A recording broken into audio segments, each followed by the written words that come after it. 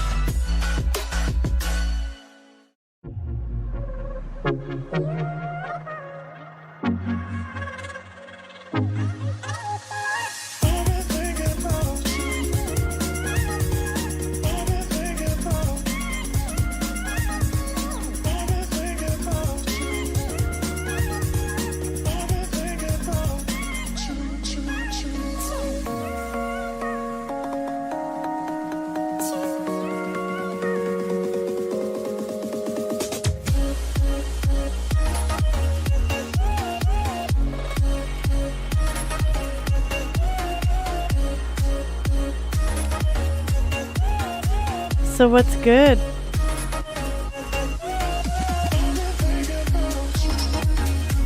It's good, my peeps. I restarted my stream and I lost a viewer. Sorry about that. My Facebook wasn't streaming. I have it running to Facebook, YouTube, and Twitch at the same time. There's my son. Just ran to this end of the house, popped in, and then left.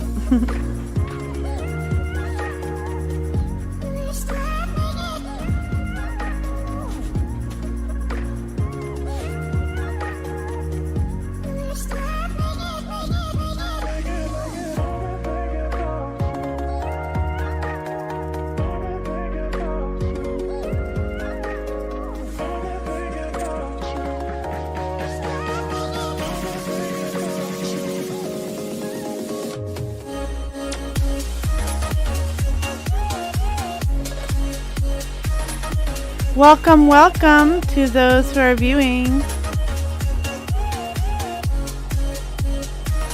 Sending out lots of love and good vibes. Let me know if you want to chat.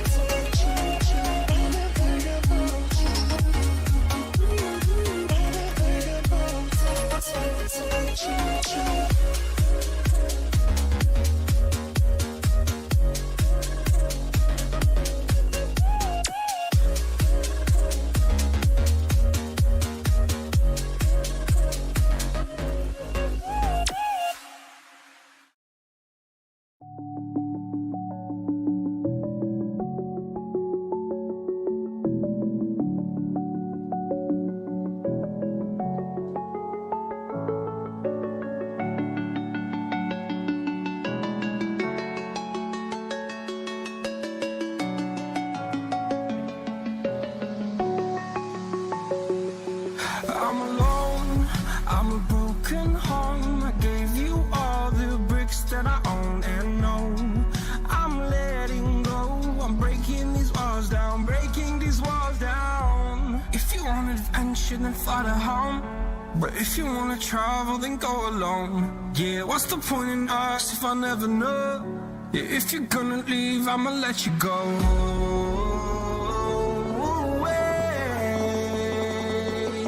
I'm tired of the pain.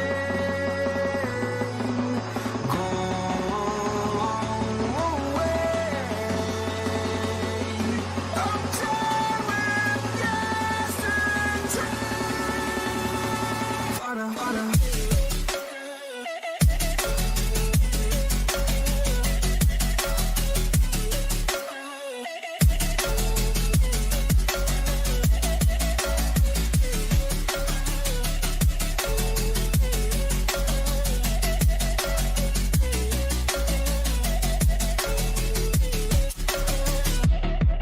I fell where my demons dwell. My own little nightmare, I call it hell. Oh well, it's time to get back up. Climbing and climbing, I'm done with this ride, is what I tell myself, so I could feel something else. Yeah, I guess I had my bad days, but it doesn't mean I lost my style. Darling, where were you when my heart was on the ground? I thought time would prove that you would stick around. I guess time stops still, a king without his crown. Now I'm breaking and you're faking, girl. You never made a sound.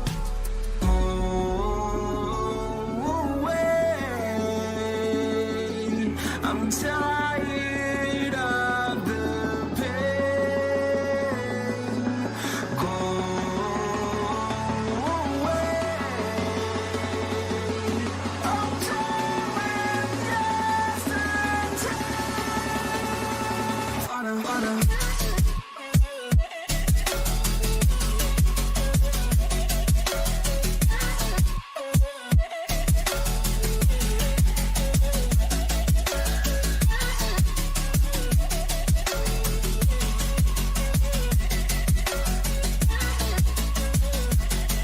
Well, hello there, E-Rob. How's it going? Good to see you. Thanks for stopping in. My son's so cute. He's intermittently running down to this end of the house, holding up something in front of the mic. Like, he's had Coke, and he had a bottle of Coke, and he had his puppets earlier. getting his moments of fame.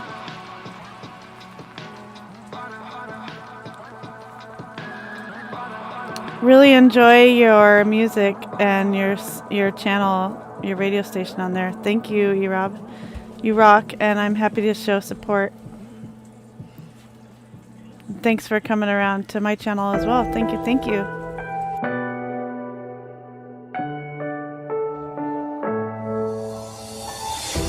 I'm falling. Tell me why I'm falling. Oh, life's calling, but it's hard because I'm falling.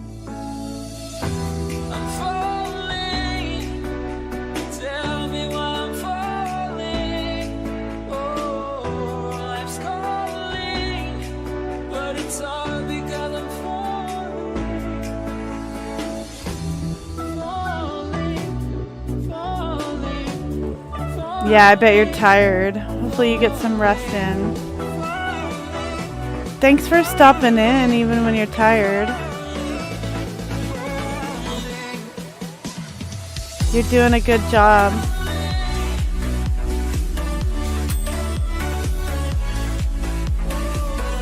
Yes, that's my son. He just turned 14 years old, and he's popping in front of my camera intermittently to be a part of the stream.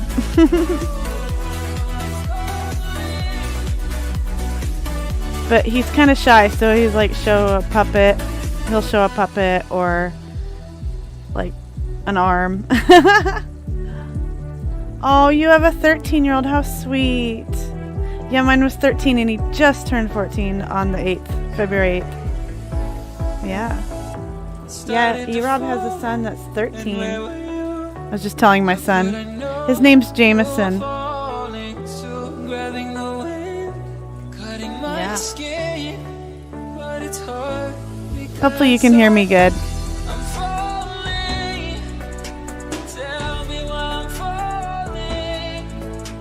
Oh, October.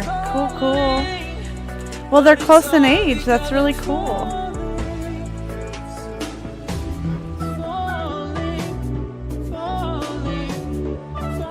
Okay, good, good. I had done all this stuff with my mic.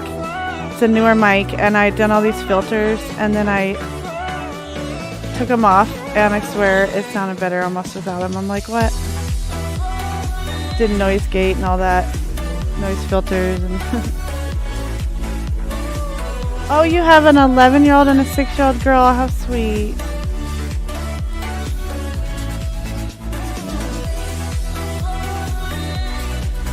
Yeah, yeah.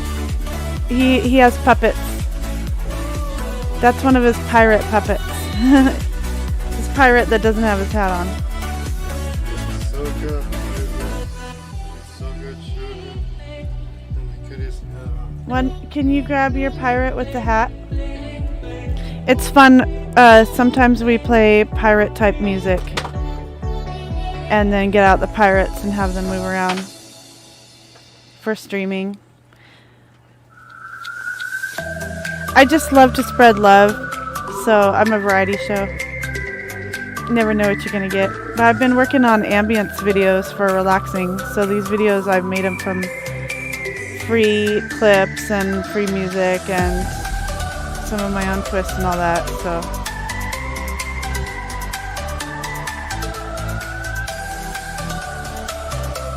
Sea shanties! R! Yeah, here. Oh, here, I'll hold him and you hold the other pirate. We'll do a little sea shanty.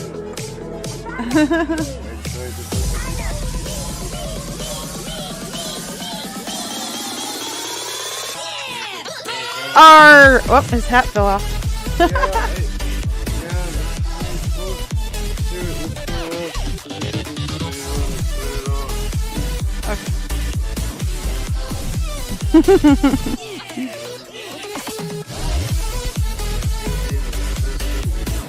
Yeah. There's some ASMR that I don't like whispering. It does this thing, and I realize this probably partially because my brother used to go up by me and whisper in my ear and breathe on my neck to freak me out. He'd be like, "Hi." I'm like, "Oh God, it's so creepy."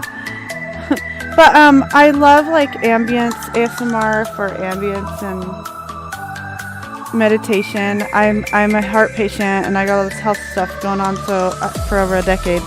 So I find different ways to heal.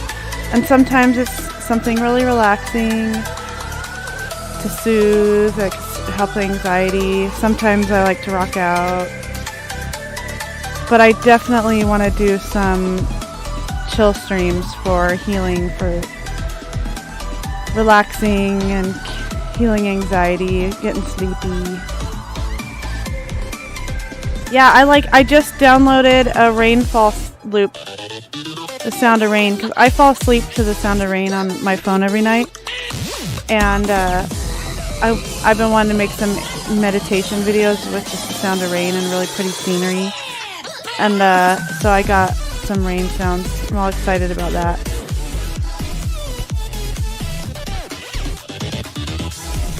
Is there something over my head? Arr! It's a pirate. But yeah, so I have all kinds of plans. I've been doing a lot of things over the years on different social media.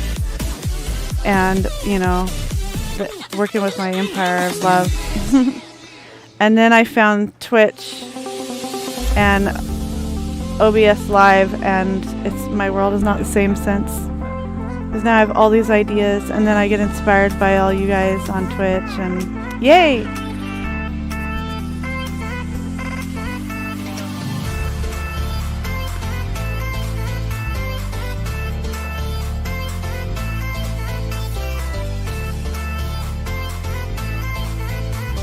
Yeah, sometimes my streams will be more flow and maybe chaos in the mix, depending on what pops up that day. But I definitely want to do some dedicated chill streams. Oh, you know what I do is, Rob, is I use Restream. And it runs in OBS. Well, I call it OBS. If you look up Restream.io, I send out to Facebook, YouTube, and Twitch all at once. And it's one click in OBS, and then it sends out to all three. And if you want, you can run your Restream chat in OBS, and I'm noticing that Facebook people's chat isn't coming through right, so I look on my phone. But YouTube, I think, and definitely Twitch comes through well on that. But it sends out to all three. There's a pirate again. He's just intermittently popping up.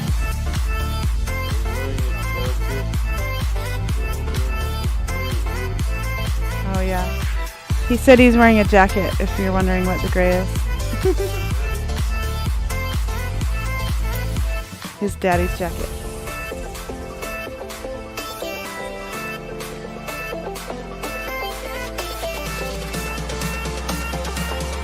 But yeah, I've been wanting to tell people about Restream because I did a lot of research. And some of those simulcast programs cost money, but Restream doesn't, and it hasn't been dropping the stream. Like, sometimes it'll drop, but I don't know if that's Restream's fault. But not very often. And I've ran a few hour streams. Oh, okay. Yeah, see, I had a computer I've never needed a fancy computer. I'm around gamers a lot, but I never needed one myself because I just do chill stuff, like watch videos or whatever. But now with OBS, I'm like, oh, I need to up my game. So I got a pretty inexpensive SSD card. I think it was $50 or more or less. And I'm in a whole new world of fast computer now. I'm like, whoa, because when I would try to stream before, it would lag out. And I have four gigs. I want to get another 4 gigs and have 8. And I need to get a video card. What do you call it? Graphics card.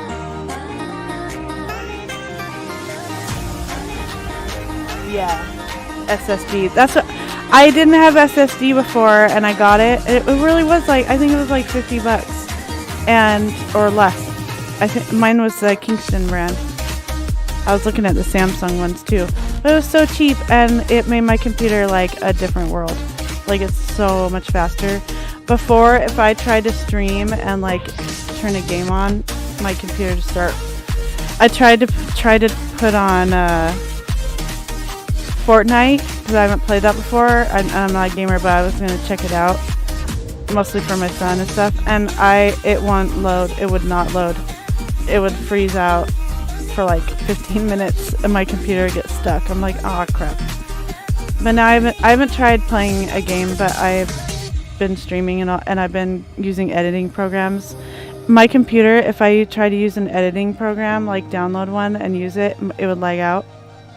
All that I needed to do to fix everything right away, like a quick fix, was that cheap SSD. And it was like, woohoo!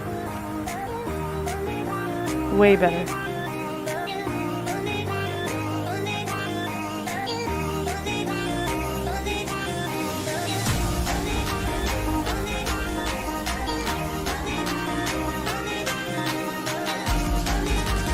I'm so glad you stopped in. It was late night and I thought I don't know who's gonna be up, but I like to leave the light on, so to speak, at night since I'm a night owl and I know it gets lonely out there.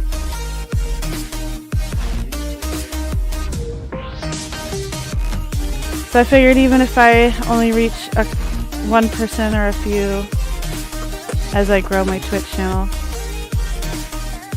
at least we're finding each other.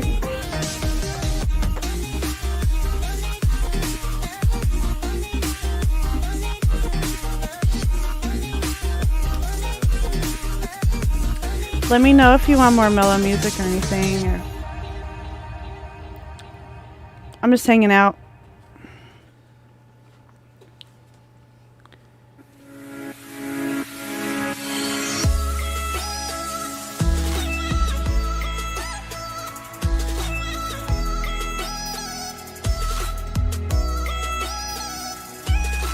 Love these sea turtles.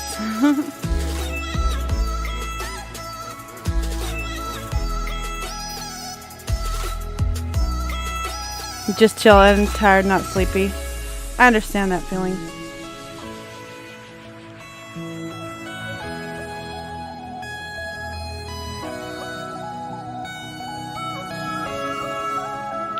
I'm trying to think. Sometimes I like to watch videos when I'm streaming. Like go see what some of my favorite YouTube channels have come up with, but then it gets harder to talk.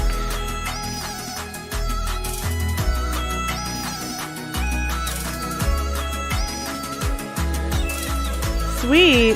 What kind of Naruto do you play? Is it like a video game or?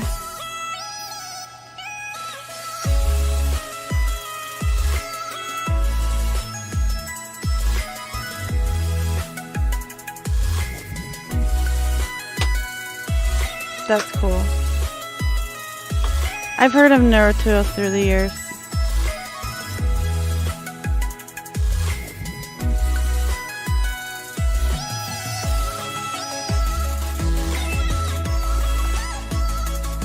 That's so cool you have kids.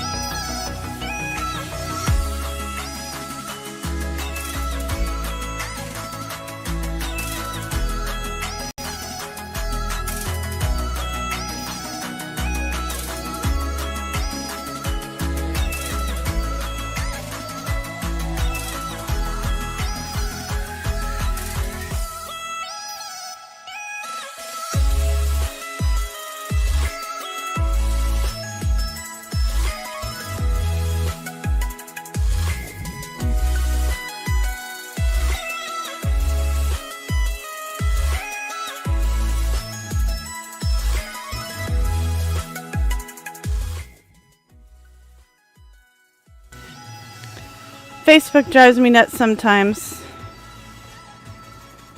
Turn my music down. I'm using DCMA free, copyright free music, and I keep seeing people say this, that Facebook messes up and says that it's copyrighted. But Twitch will say it's fine because, like, Harris Heller is a streamer that he also does YouTube tutorials on streaming pro tips, and he started a started streaming music called Stream Beats. And it's like a bunch of different artists that he's collabing with to give out this free music. And people keep having Facebook flag it as copyrighted when it's not. But Twitch and YouTube will be fine.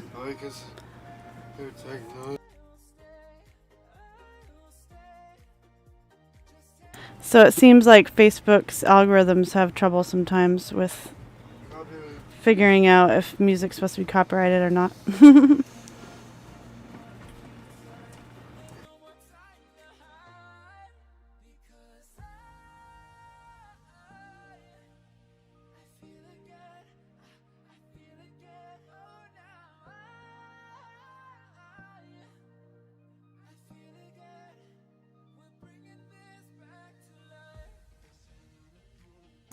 Yeah, it's funny because it took me years to finally get on Facebook, and then I've been there for like a decade.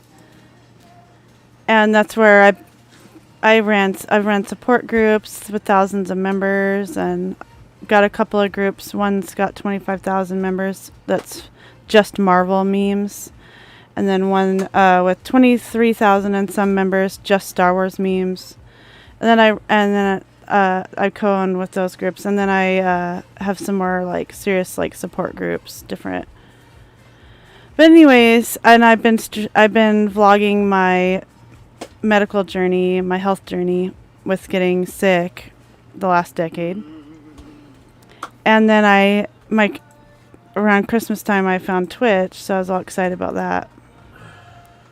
But some streamers on Twitch that were successful that I met right away invited me over to Twitch and said, don't do Facebook, come over here. And it seems like, I don't know, Facebook some of the things they've changed, it doesn't seem like you can, like it seems like they have a lot of errors, and their algorithms, like it used to be easier to find people. I mean, I find they suggest new friends, but like it seems like your posts that you did when you used to post, it's like a lot of people complain that not as many see them these days. And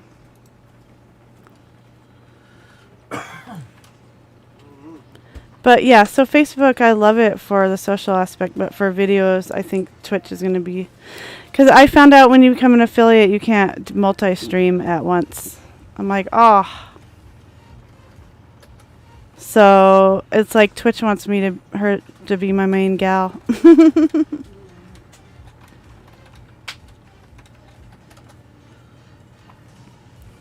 So I'm just trying to keep up with the world and the way it's shifting and the different platforms out there.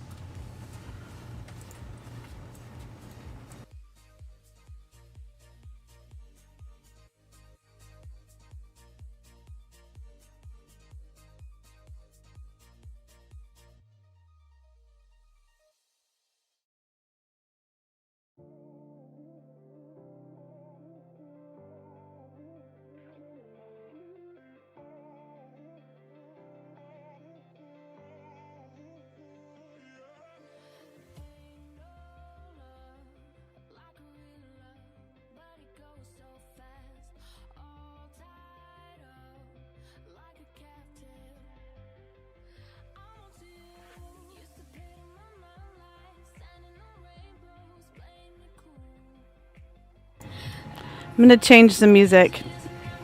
I feel like maybe some of these songs are going to set off Facebook's algorithms.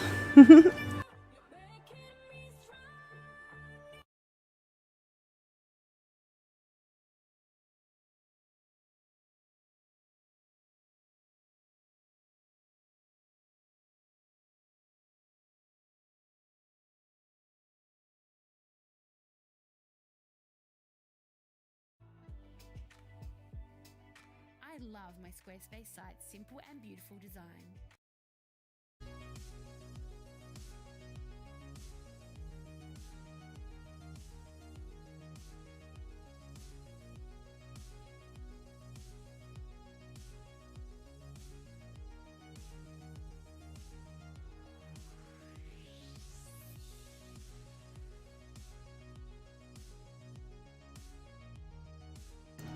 This is some DeLorean synthwave music. Like Back to the Future DeLorean.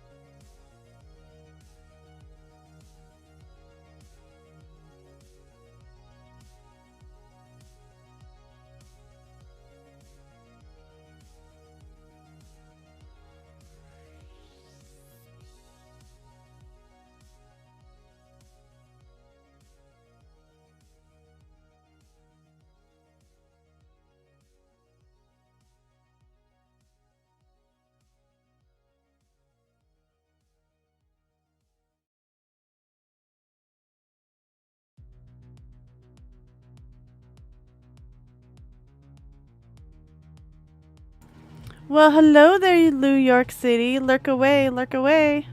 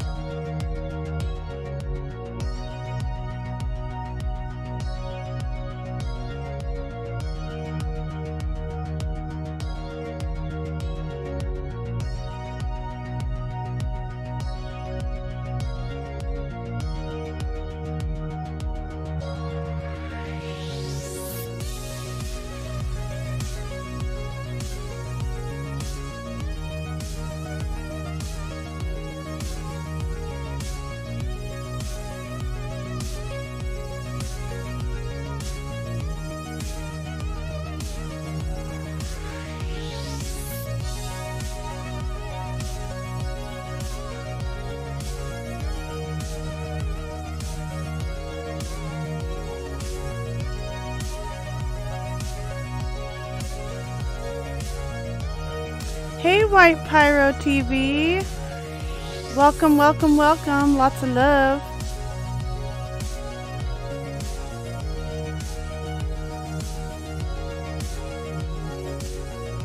Oh, sweet. You came from TikTok. That's cool. Thank you. Welcome. Yeah, I'm newer to TikTok and Twitch. I've been haunting Facebook for like a decade, but it was time to branch out and try other social media, so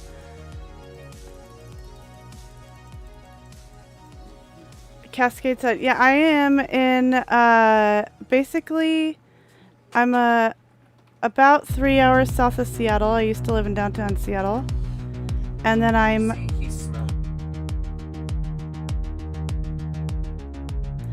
near Vancouver, Washington, Portland, Oregon area. I'm about 15 minutes up the freeway from Vancouver, maybe half hour.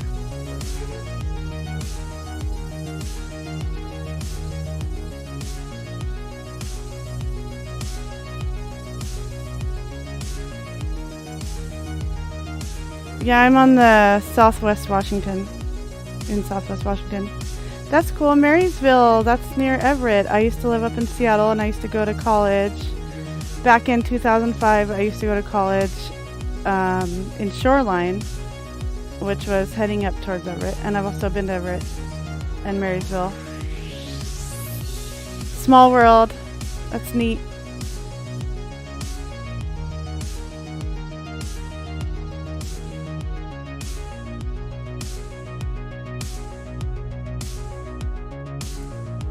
My son is here. He's just turned 14 and there's a little bit of background noise. I'm trying to mute my mic when there's talking going on in the background, but I wanted to be able to talk and say hello, send out love.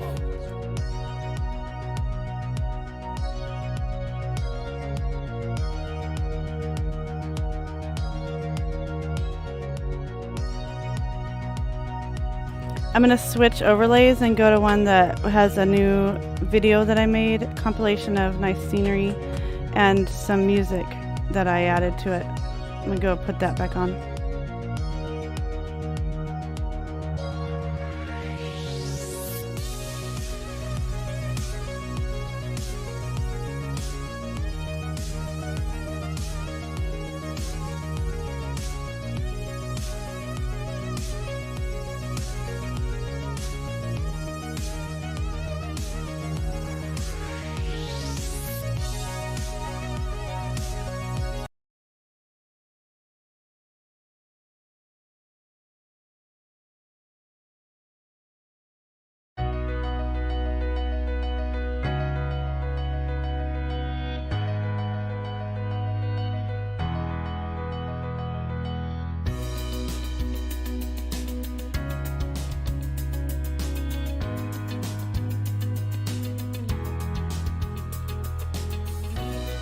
That's lovely. You said my mom and I are Canadian, Ontario, but yeah, when they met, he lived in Spokane. Okay, yeah, Spokane.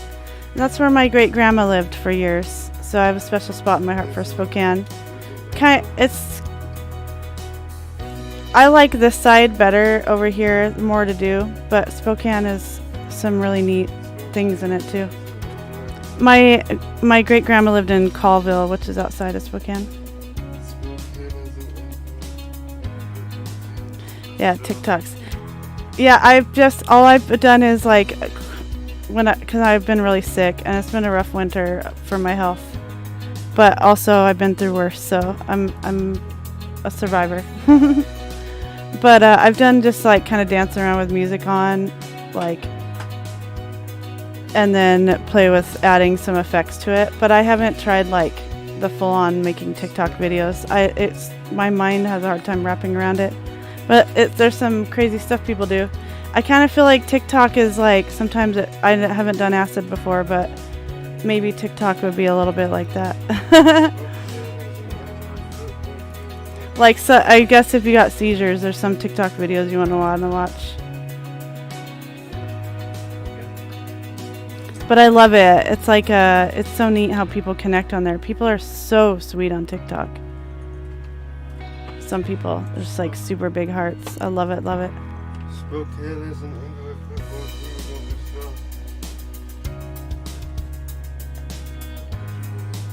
team. Oh, your mom has bad health. Yeah. For me, about 11 years ago, my body decided it was time to go, and my mind said no. So I've had my body crash in so many ways. My heart went out. I was crippled, like I couldn't walk. I've had to relearn how to walk over and over. Like autoimmune disorders, and they said lupus, fibromyalgia. I used to pass out and throw up every day for 10 years, and I've basically miracle healing stuff and making it go away. The universe is helping me figure this out. But the doctors don't know how I'm healing stuff that's incurable, but I am, because I refuse to be sick. You can create your own reality.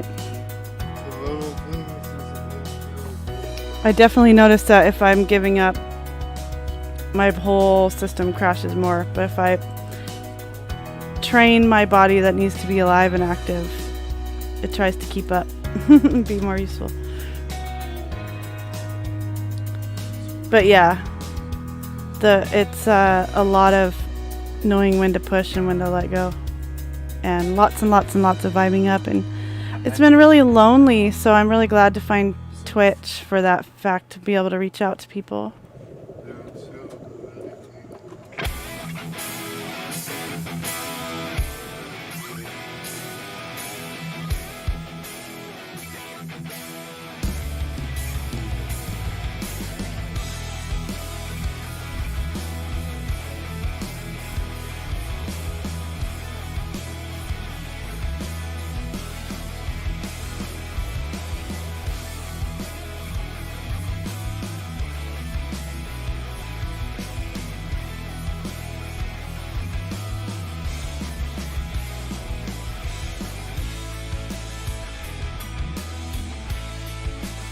Yeah, I'm not affiliate yet, but it's kind of amazing. It's happening so fast. I've reached all the milestones for affiliate, except for having an average of 3 streamers. I've got an average of like 1.5 or something. But it's amazing. I didn't expect, I thought affiliate would take a lot longer. I guess I have put a lot of love into this, but you guys wouldn't have even seen me yet. I wasn't gonna stream without having a nicer camera, and I had to sell my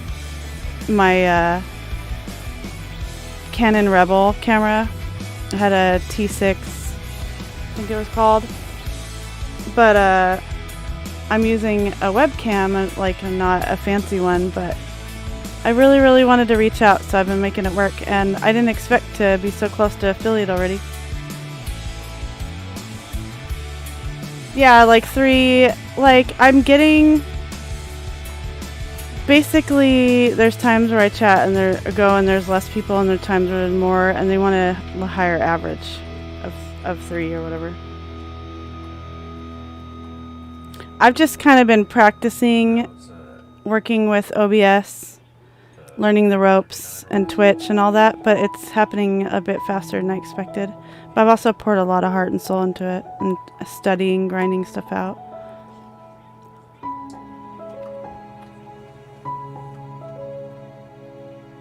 Aw, that's so sweet. How can you help? I'm thinking. Main thing right now is just I need to stream and be here and let people come see me. So any followers or visitors I can get helps.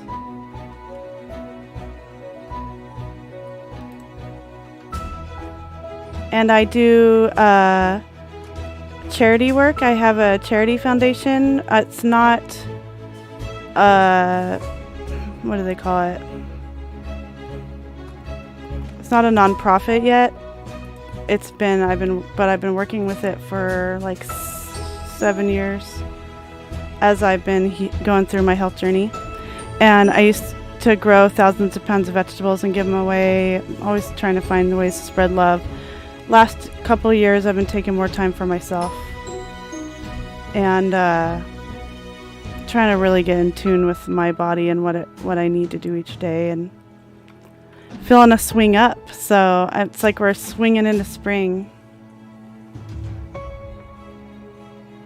Welcome, Mickey Fan, or Mickey Finn. Yeah, Texas got hit hard with snow. I have been thinking about Texas and all the different places having snow. I'm in Washington State and Oregon, and some areas of Washington really got hammered and had a lot of ice tearing stuff up, crashing on houses and car accidents and whatnot, damage.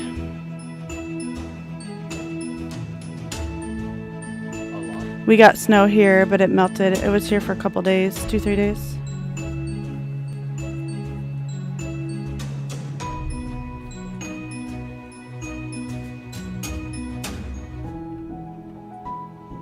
Oh, thank you, White Pyro. Oh my goodness, thank you. Yeah, it's, oh my goodness, like being a new streamer and having the moments where there's nobody around, especially because I'm a night owl.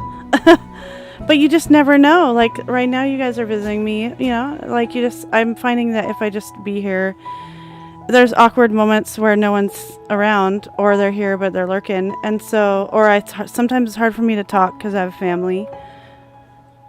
So I've been trying to make sure I have content that I can play when I can't talk. And sometimes I play Star Wars related shows because I have a big Star Wars group and I love Star Wars.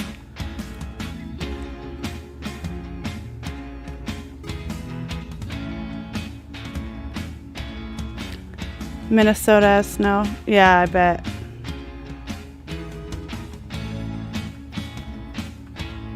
Everyone be safe out there.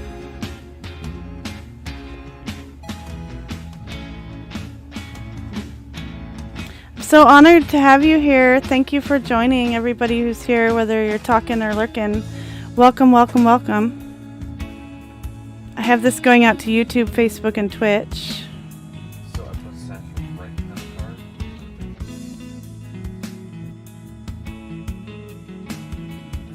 I made this video that's playing. It's an ambience video I made.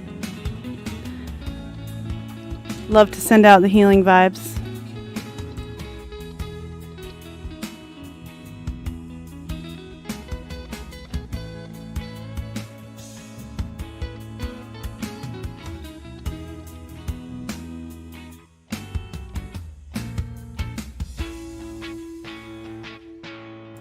Oh, thank you so much, White Pyro.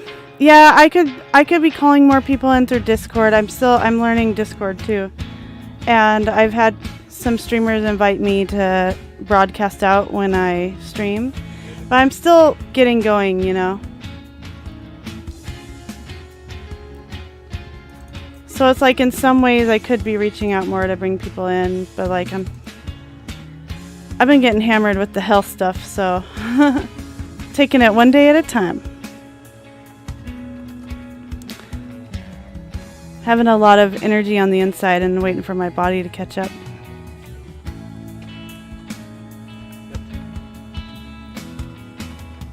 Thank you, White Pyro. You can use my self-promo in my Discord too if you like. I'm not big either, but anything helps. Yeah. I love growing with you all. It's so amazing, the support. I've always had this big heart and love to help others and grow with others and support. I'm a motivational speaker and a life cheerleader. I'm rooting for everybody. So yeah. And when I see people pop in, I like to pop in your channels too and show support. You guys are awesome. Can't say thank you enough for hanging out with me.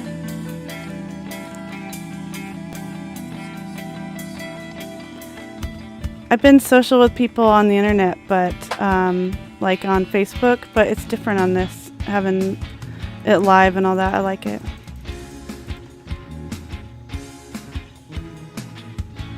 We love and support one another. I love it.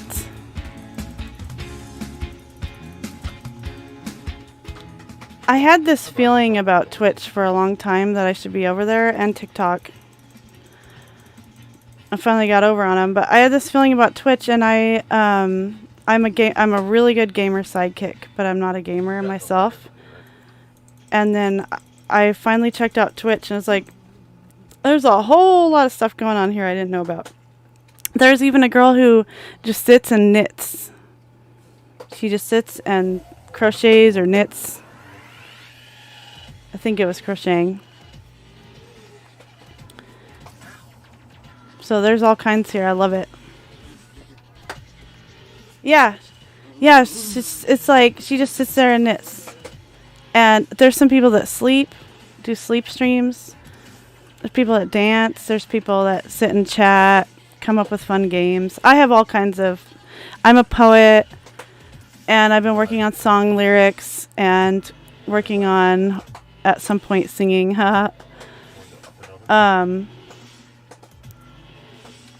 And yeah, I have all kinds of art that I like to do, and so I'm excited because this is a good platform to share all kinds of things. I'm definitely a variety show. Earlier, my son had out the pirate puppet, and sometimes we play shanties and have the puppets dance.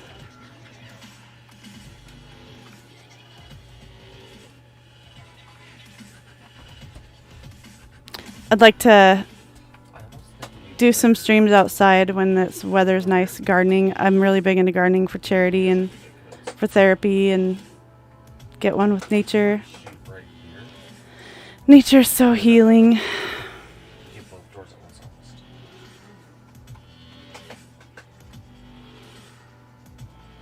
Yeah, I'd love to give you a follow. Let me go make sure I followed you on White Pyro.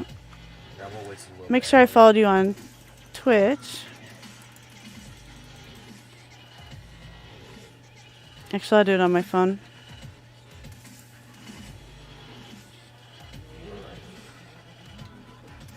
Hey, gardening. Yeah. It's no,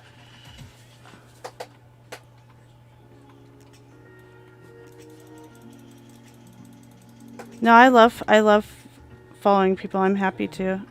I'm just double checking to see if I already had followed you or not, because I recognize your name. Hold on. There you are. Yep, okay, let's go. Okay, yeah, I followed you here, but let me follow you on Yeah, TikTok. okay, let's look at one.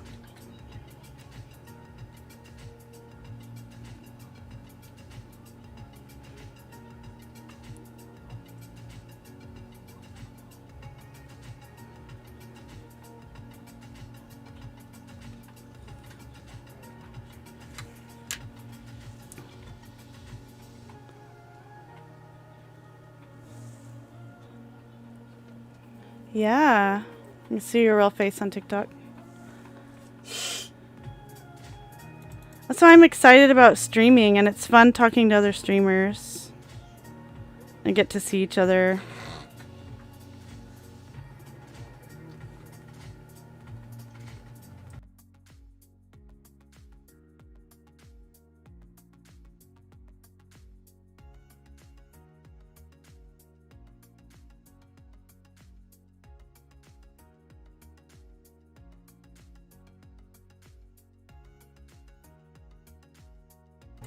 Yeah, you got a lot of views on some of your videos. That's so cool. I'm excited to watch them. You have a hammer on you, right? Can you pick it up?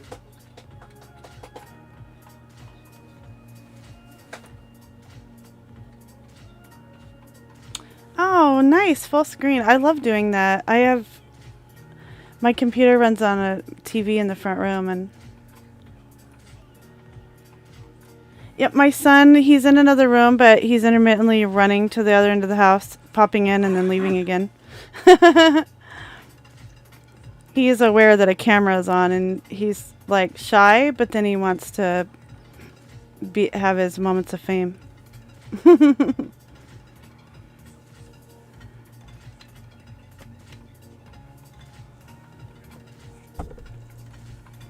So I told him where he can stand to be seen on the camera. So you might see an arm or a puppet. Why and it's not yet. Why the shirt?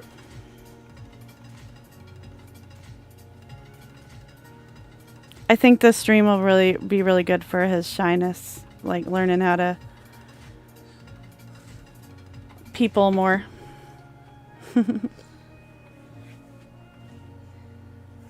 There, he showed himself for a moment. He's got a big smile. Oh, he's got his chef puppet out. Are you gonna have your chef puppet come say hello? Say buongiorno? I make the greatest food in the world.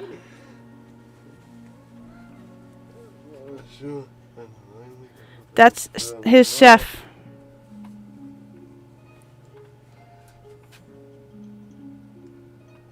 You want to get the door for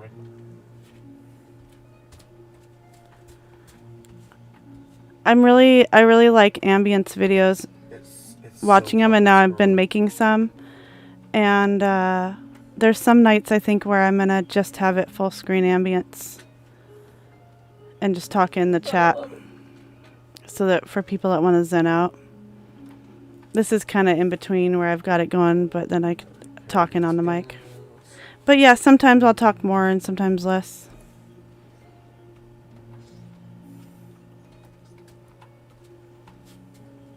I'm really big into like setting a vibe is healing, you know, finding what your body and soul and heart and all that want that day, and your mind, and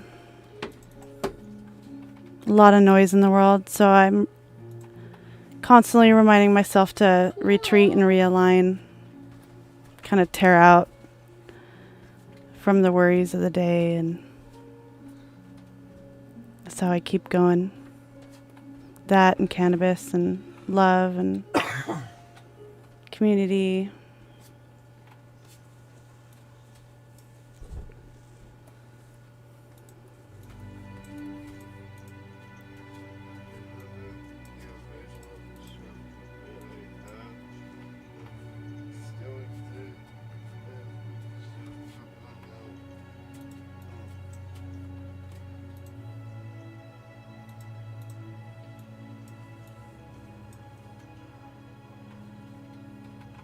Well, I'm proud of you, White Pyro, for showing your face on TikTok. I know how hard that can be. I get really shy.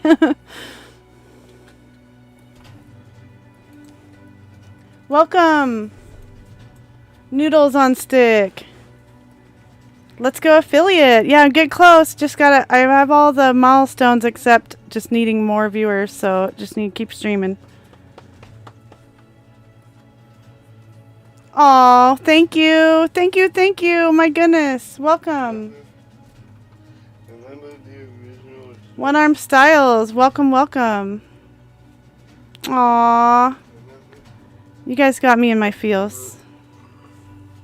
Remember the original stuff that say that? Yeah. This is one of them. Yeah, and on other social media, I have more of following through the years, but here I'm a newbie, so.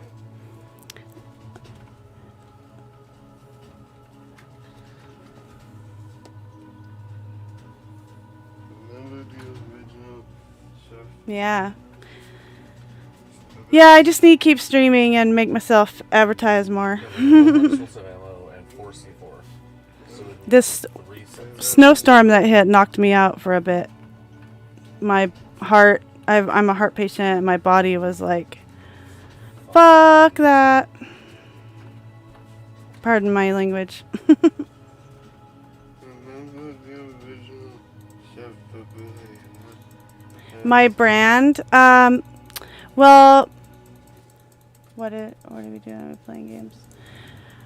You should make some. I actually am not a gamer, but I'm thinking about playing some games. You should make some gorgeous. But I do ambience. I make ambience videos, meditation videos. I am a medical, like I have a lot of medical issues, and so I'm a big cheerleader and motivational speaker. I'm a poet. I write song lyrics, and I'm working on my own music at some point. Just getting over my own shyness for my voice to make some new music.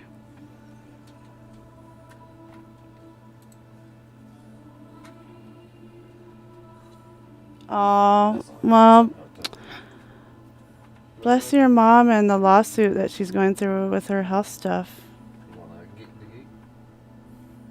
I think so many You people on should- this planet are unsung heroes you because, should man, be- it's hard to keep going each day when you have medical illnesses or really hard trials in your life. You should make some merchandise. as Yeah, well. yeah, IRL streams, just chatting. Yeah, that's me. And then, but I also maybe at some point casual gaming because I'm not a gamer. I am. And so is Eddie. Thank you, E-Rob.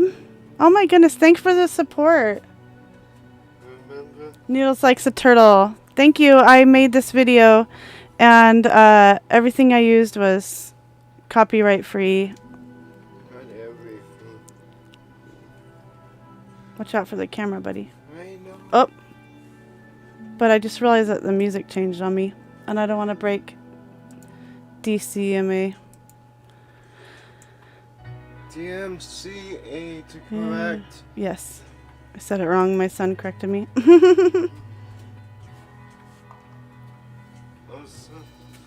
The music is not DMCA. I like doing light shows and stuff. When I've streamed on Facebook before I came to Twitch, sometimes I would do stuff with lights and fun music, and I want to get some laser light shows type stuff. And Fix your grammar. basically, I'm kind of a jack of all trades, like a lot of different things. So I'm figuring out how I'm going to funnel years and years of my passions and hard work into a show on Twitch. So I'm excited because it's a whole new world for me. I feel like Twitch was a Christmas miracle coming across it and falling in love with it and joining. Because, like, besides the fact the community is amazing, and there's some trolls, but hey, you get good practice on how to handle trolls. Watching others and You got a troll. but there's so much so many possibilities for things to do. So I have a lot of tricks in my bag. So my show will be different times, and this is just me like going ahead and throwing myself out there before I was going to. I was going to wait till I had a nicer setup, but I had a lot of people telling me just do it.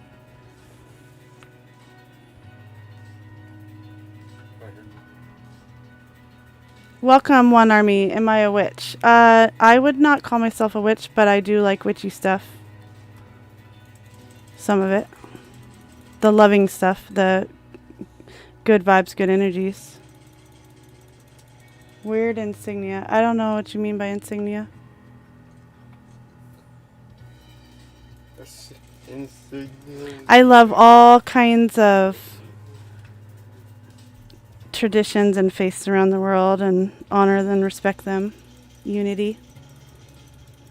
I'm just love.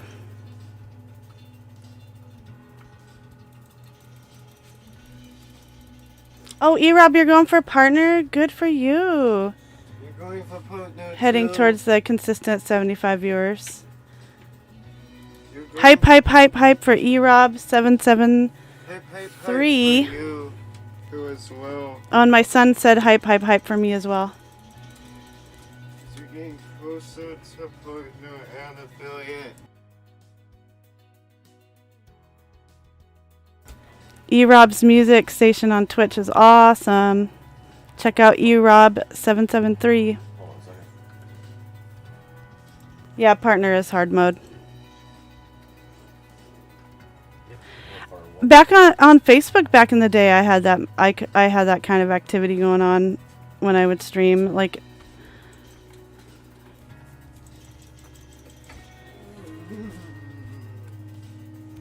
but it seems like Facebook's making it's like it, watch out for the cameras. I know. Shh, don't yell. Yeah, I know. Okay. we're gonna go loud. You don't need.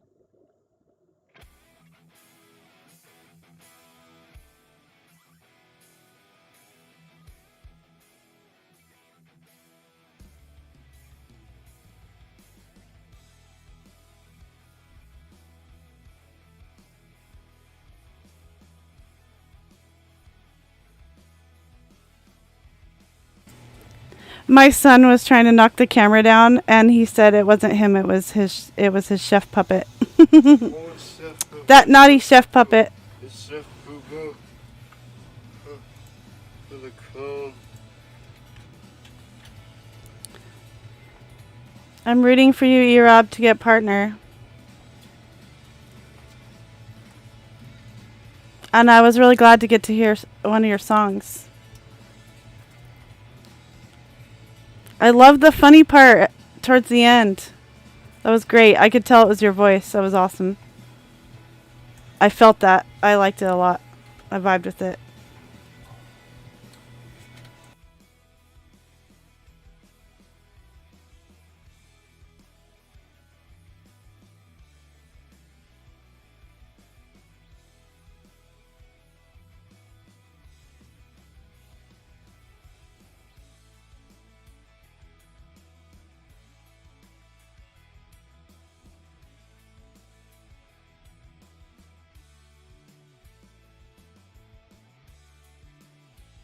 Big right. Have a good night, White Pyro TV. Sleep well.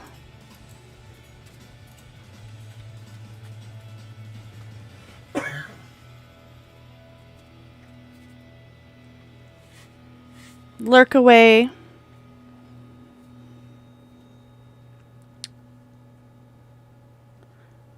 No, you Rob, I mean it. Like, my ears either like something or they don't, and I really liked it.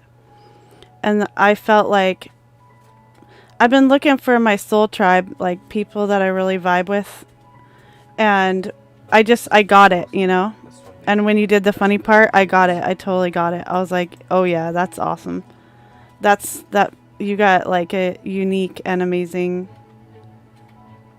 thing going on.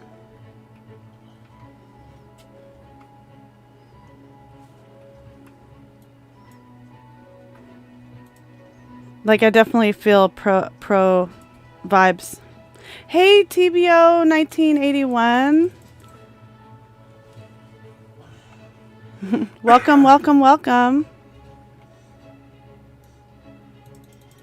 Yay, I'm so glad I went on. I was not feeling good but streaming calls me so much.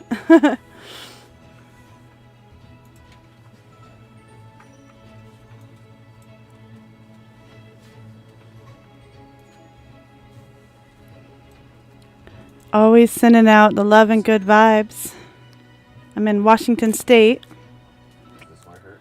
on the West Coast. Oh.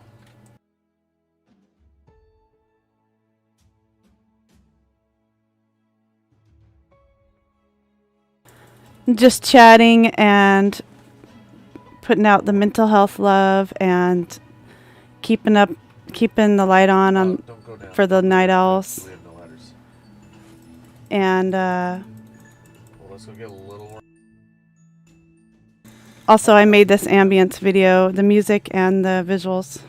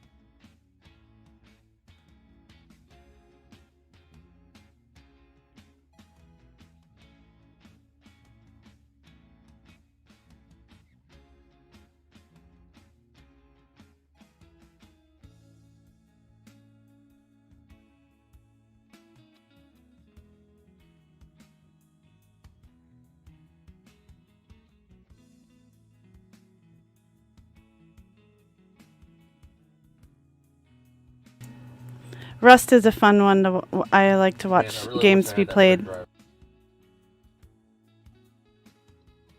I'm not a gamer, but I'm a good gamer sidekick, and I love watching games be played. I'm just doing a chill stream tonight. Thanks for stopping in. If anyone's lurking, lurk away.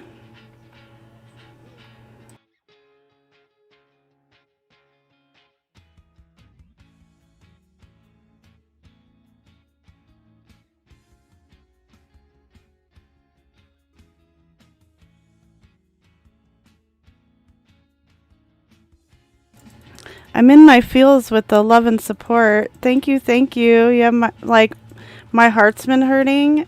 It's been hurting in my chest a lot, angina pain, and then I feel like a warmth, like it's healing. Having the love and support of the community. Thank you. Means a lot to me. Makes a big difference in my day.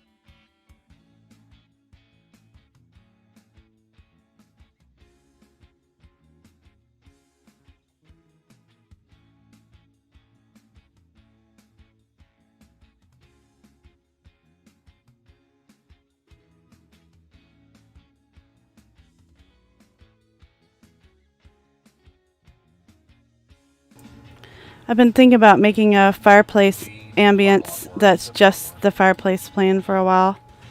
Thought that'd be kind of nice for some vibes some nights.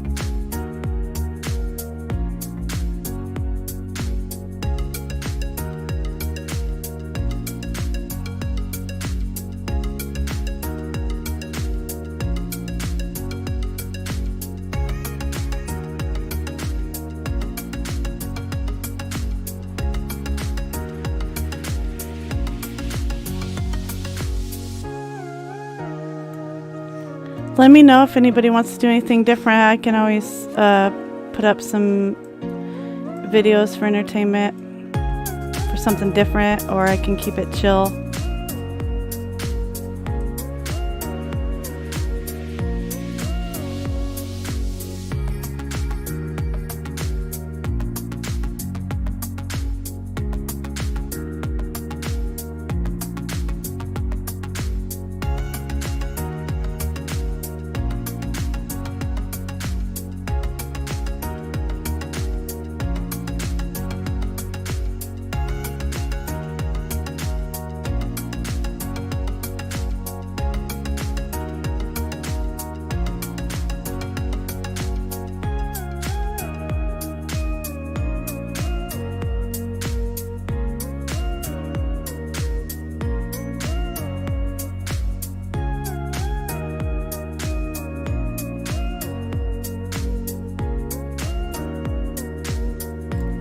I will be right back. I'll only be a few feet away, but I'm just going to stretch my legs for a moment. Get another drink. Be right back.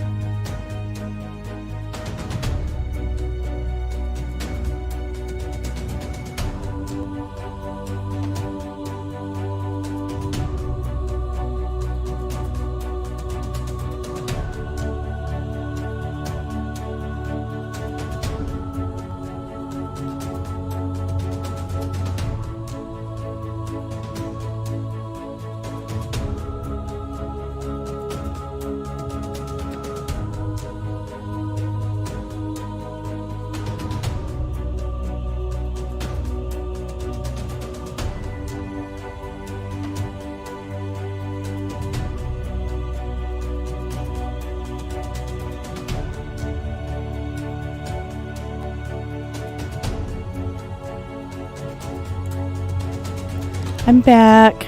I sat down and I knocked my pipe on the floor, so I had to find it.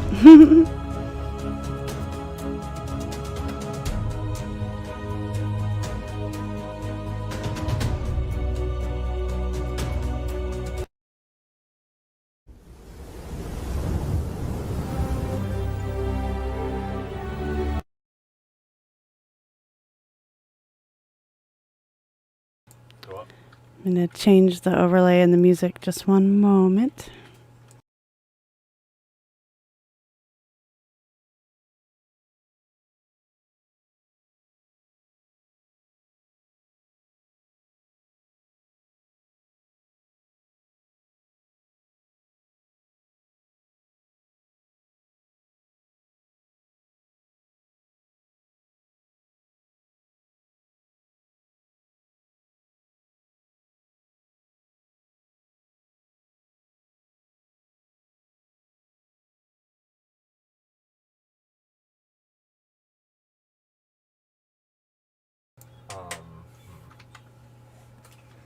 White Pyro, you said, okay, take 2 to get to sleep. Press C4. You heading off to try to go to bed again?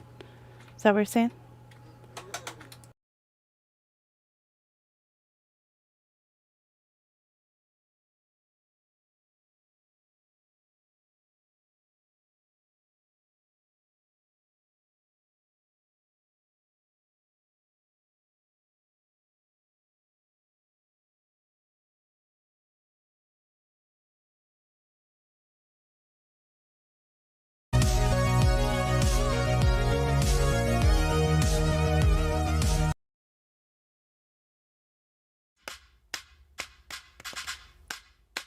Hey.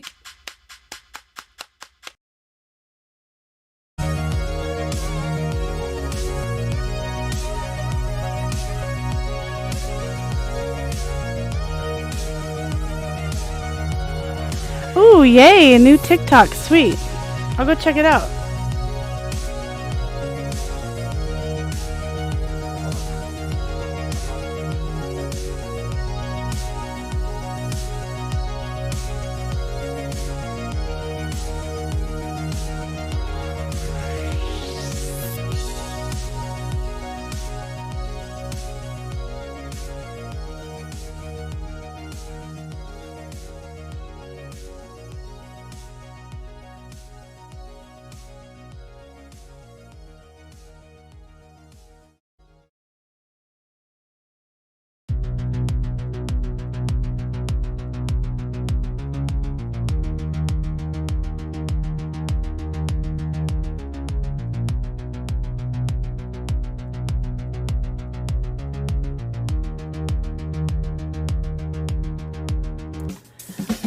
I love your new TikTok, and I agree so much. I felt that in my heart. Mental health is real.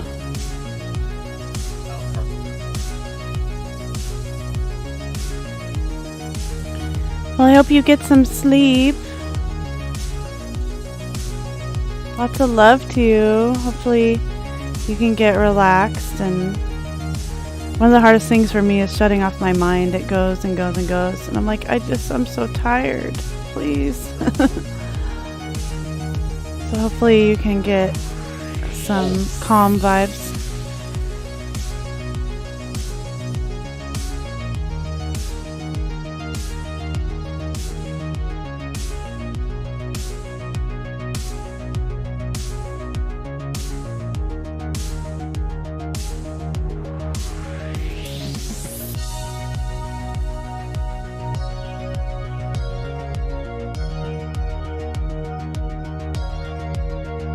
I'm gonna put a video up here. Oh my god.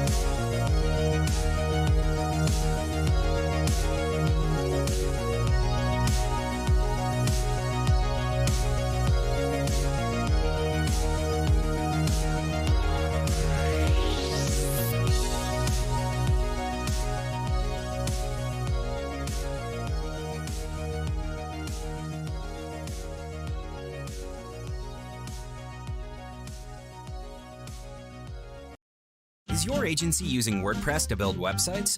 That's like carving a chicken with a handsaw.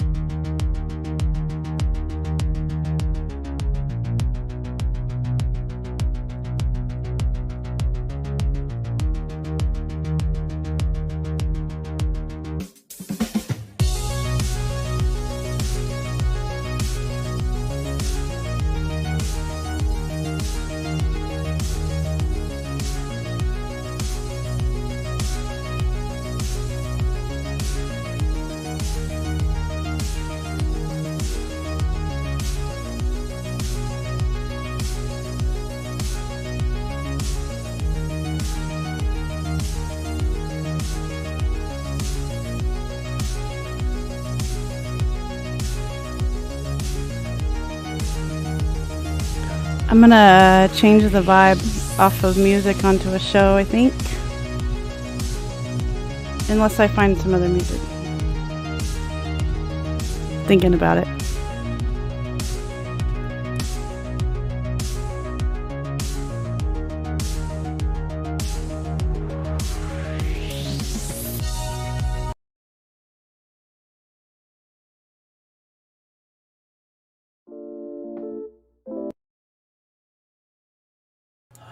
When I'm relaxing or I'm trying to heal, or if I'm having anxiety and want to chill out, or if just every day good vibes, I like watching Emmy Made in Japan.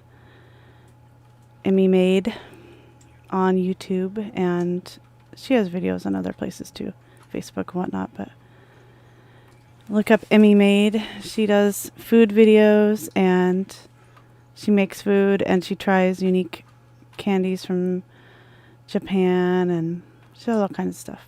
Really wholesome, chill vibes. So I'm just gonna relax for a little bit and play that.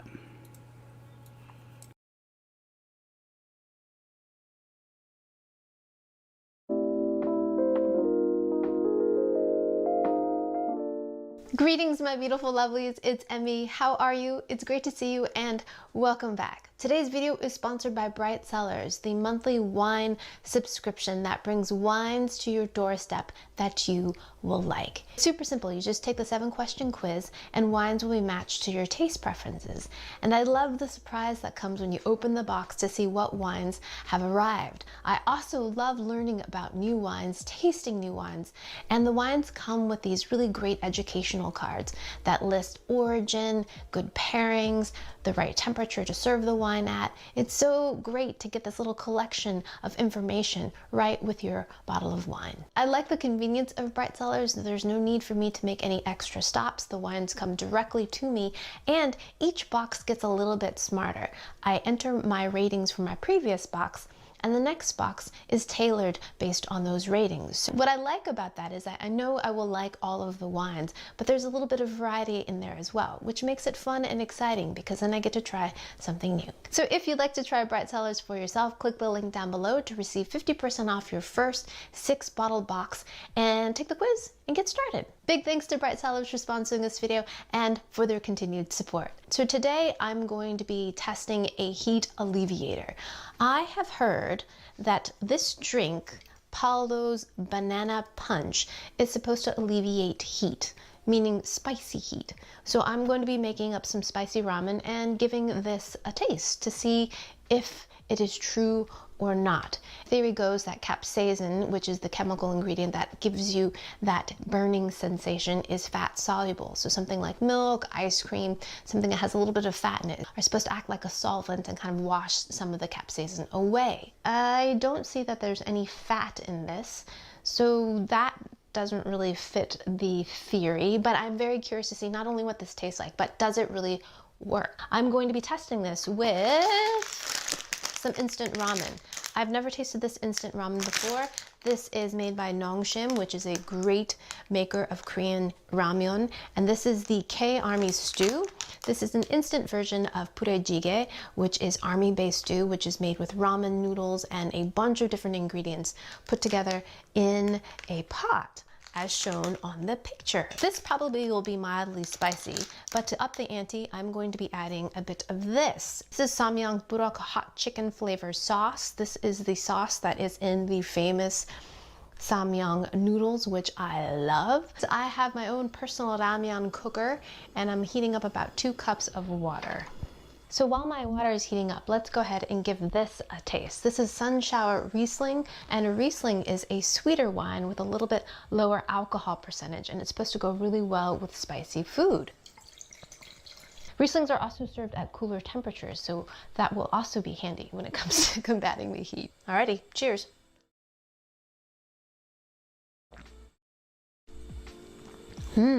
That's really nice. There's some sweetness to it, but it's not overly sweet. I think this is going to go really nicely with the noodles. Okay, I can hear my water coming up to the boil. Comes with a puck of bright yellow noodles. I'm going to drop those in there. And 2 soup base packets. I'm going to add the vegetables. Ooh, which also includes some beans. Isn't that great? So to this, I'm going to add some mushrooms, chopped Spam as well. It gives me a little handy chart, and it says if you want your noodles to be al dente on the firmer side, just 4 minutes. Oh, I see some chili peppers in here, so this is going to be a little bit spicy, I imagine. I'm going to add my soup base. Ooh, yep. Working with videos can be frustrating. Luckily, UniConverter makes things simpler. With over 1,000 conversion formats, it can just about convert anything. Anything? Yeah, anything. So I can convert my video to any. I'm gonna drop an egg in here. Whoops, not the shell, just the egg. 30 more seconds. Okay, that looks marvelous. I'm gonna add my kimchi to the top. Open cheese, where's the seam? Here it is. Seam, seam, seam. Boop. Now I'm gonna add the green onions right on top.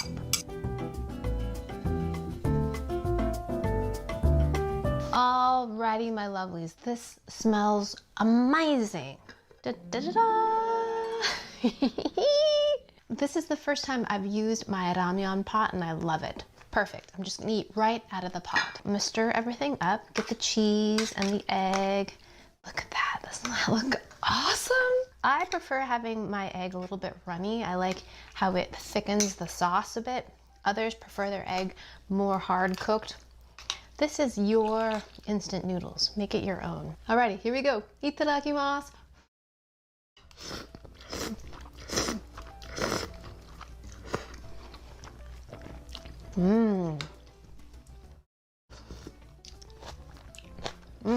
That's tasty. Just mildly hot. Just a tiny little bit of spice, but the cheese makes it so nice and rich, and the noodles I really like. They're nice and bouncy. There's a little bit of smokiness from the Spam.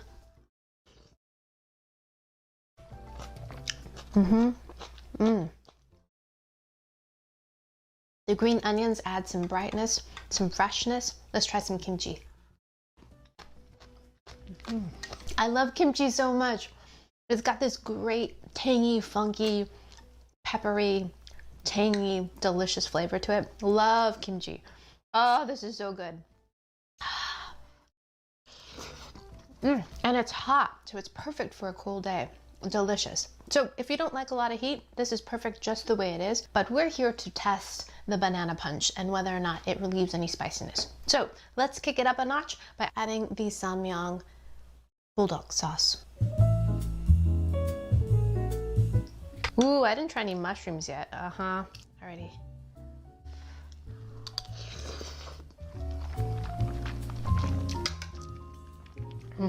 It definitely makes it taste more like the Samyang noodles in flavor. A little bit sweet, tiny bit of sesame, a little bit of garlic, and some heat. Oh man, that's good.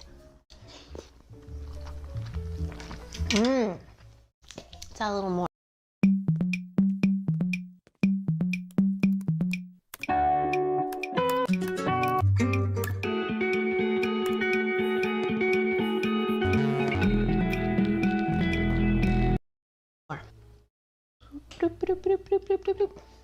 Look, there's a reconstituted bean right there. Wow, I'm impressed how that bean reconstituted. It's just like a chili bean. Alrighty, here's a piece of reconstituted ham, I think, that was included. No, fish cake. Let's have a sip of wine and see how the Riesling goes with it. It's cooling. Slight sweetness of the Riesling really echoes some of the sweetness that's going on in the ramen.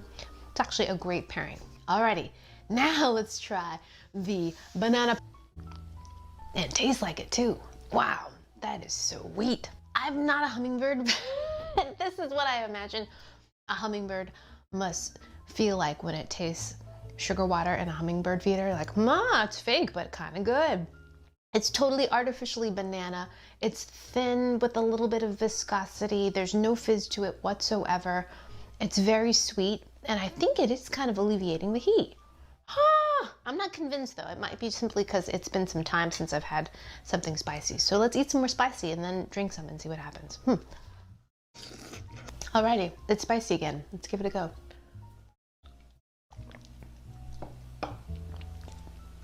Not as spicy. Does it go away? No, it's still there. But it kind of like tamps it down a little bit. Initially, when you have the punch, it kind of feels like it stops the heat. But then immediately it comes right back. And I think it's because this is sweet and you've got the banana flavor going on. You're distracted. But do I like it as a drink?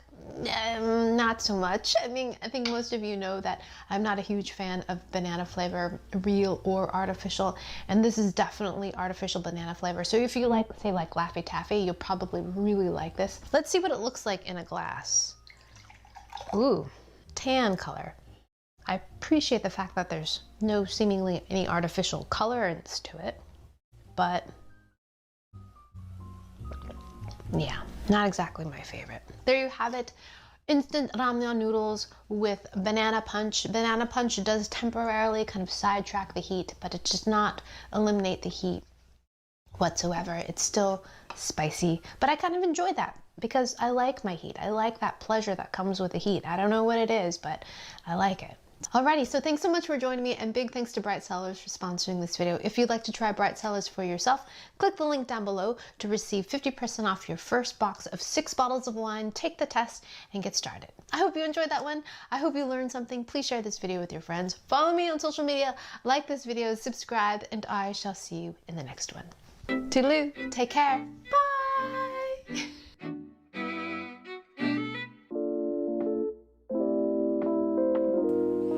Gonna play some more, at least one more video by her, maybe some more.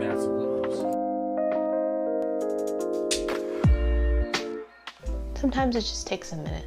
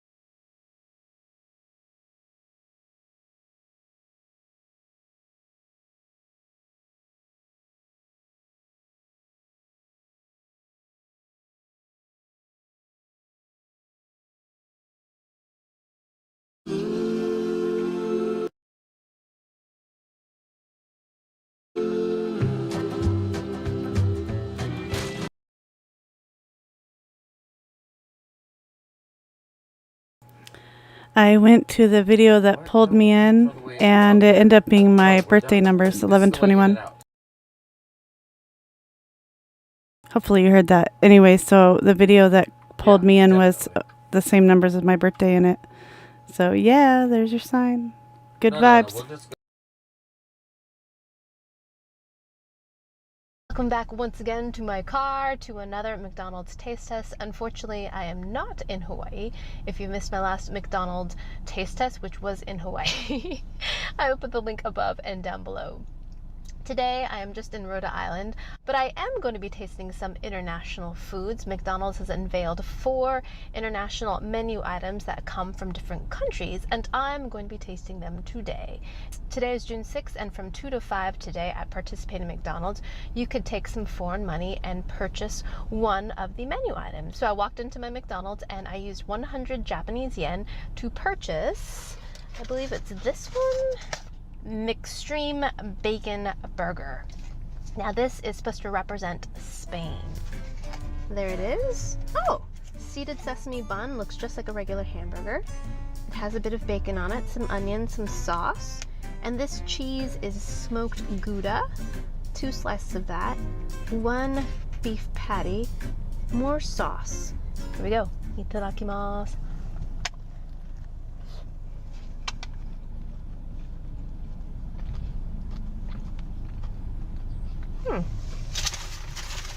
Gave me lots of napkins, which I appreciate. Immediately, I am struck by the amount of smokiness in there. The cheese is smoky, the patty tastes smoky, and the bacon, of course, is smoky. Interesting. It tastes a little bit more like those McDonald's gourmet burgers that they had out for a little while. Like it's trying to be fancy.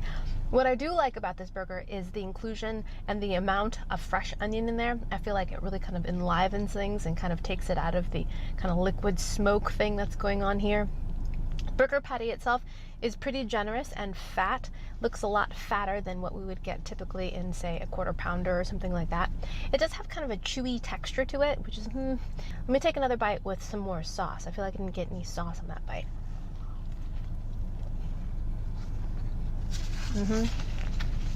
The sauce looks a bit like the Big Mac sauce, but it's missing all that relish. So it's kind of sweet and mayonnaise-y, but yeah, this burger, it's okay. It's a bit smoky. If you like smoky burgers and cheese, you might like this one. For me, So that's the Spanish McStream Bacon Burger. Speaking of bacon, let's try these next. Now these come from Australia. I actually saw these when I was in Hawaii, and these are the cheesy bacon fries. McDonald's fries. Look a little bit like Bacos and some cheese on top. This all sounds good and somehow very familiar. Like, why don't we have these in the US? Like, this seems like it would do well here. All right, let's give these a go.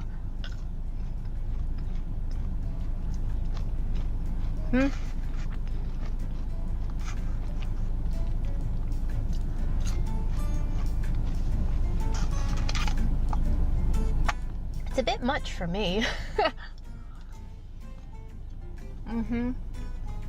Very, very salty and surprisingly not all that bacony. The cheese sauce is just like nacho cheese sauce. So when you get one on a fry, which incidentally is pretty soggy by now because it's soaked up all that nacho cheese.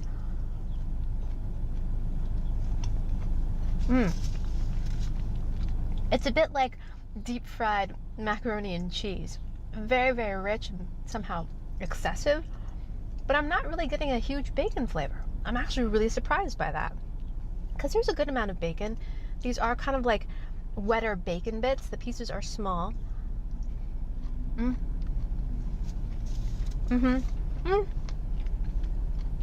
When you eat the bacon straight up, you're like, okay, that's bacon. But on the actual fries themselves, they don't have that strong of a flavor. I don't like how it makes everything so soggy. And I'm not suggesting that there be any direct way to prevent that. You are drowning your fries in sauce, so it's understandable that they would get soft. But I don't know that the cheese really does anything to enhance the fries. I think for me, McDonald's fries are their best when they are fried fresh, when you have them right out of the fryer. And once they come out of the fryer, the quality of the fry drops precipitously with the amount of time they come out of the fryer. The longer they sit out, the faster they go stale. And that, for McDonald's fries, in my opinion, is a very, very short window. Wow. There's some birds hanging out here. Hey, birds. I'll share with you later. There's a little puddle here, and they're all kind of taking a little bird bath in the puddle. Very, very cute. I think I would just rather have a really great fresh batch of McDonald's French fries rather than covering them in sauce. Maybe it's my preference for garlic fries. I love Ballpark garlic fries. They're fantastic. And comparatively speaking, these just aren't that great. Oh well. Alrighty, so now we're gonna have another sandwich, and just this one. And this one comes from Canada, and this is the chicken sandwich. You can get it fried or grilled. It has lettuce, tomato, and provolone cheese, and some sauce on the bottom here.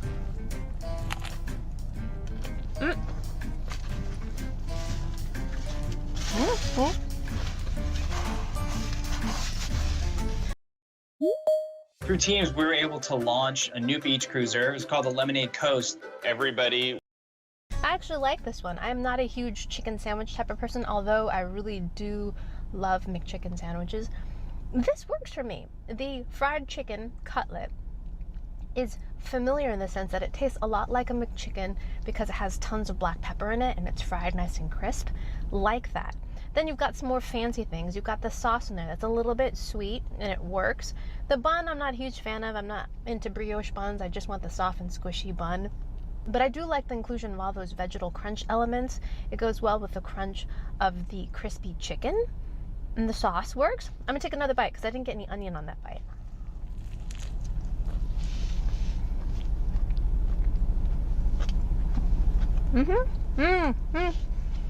On that second bite, I got a really good taste of the sauce they use. It tastes a little bit basil, a little bit like salad dressing, which makes me like this a little less. Maybe it's just because I'm wishing for a McChicken sandwich, which is super simple. You've got your mayo, you've got your lettuce, you've got your chicken cutlet that's been deep fried. This is definitely more and more excessive. So basically this is a McDonald's mashup of a caprese sandwich and a McChicken. So you've got the basil and the tomato, and then you've got the deep fried chicken patty. Now this one is the one that I'm most excited about. This is the stroopwafel McFlurry, and this comes from the Netherlands.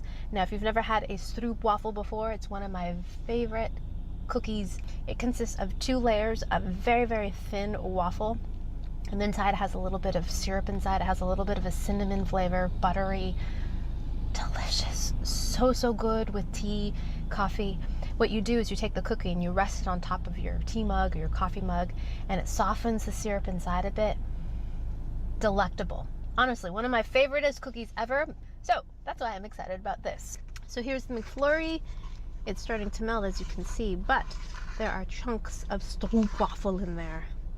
All right, let's give this a go.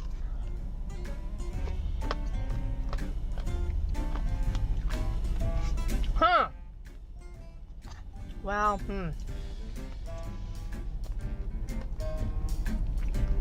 Now, I wasn't expecting the cookie pieces to be so hard. Could you hear that? They're kind of crunchy. But of course, McFlurry is a milkshake. It's like a frozen dessert. So that probably solidifies the cookies a bit. Yeah.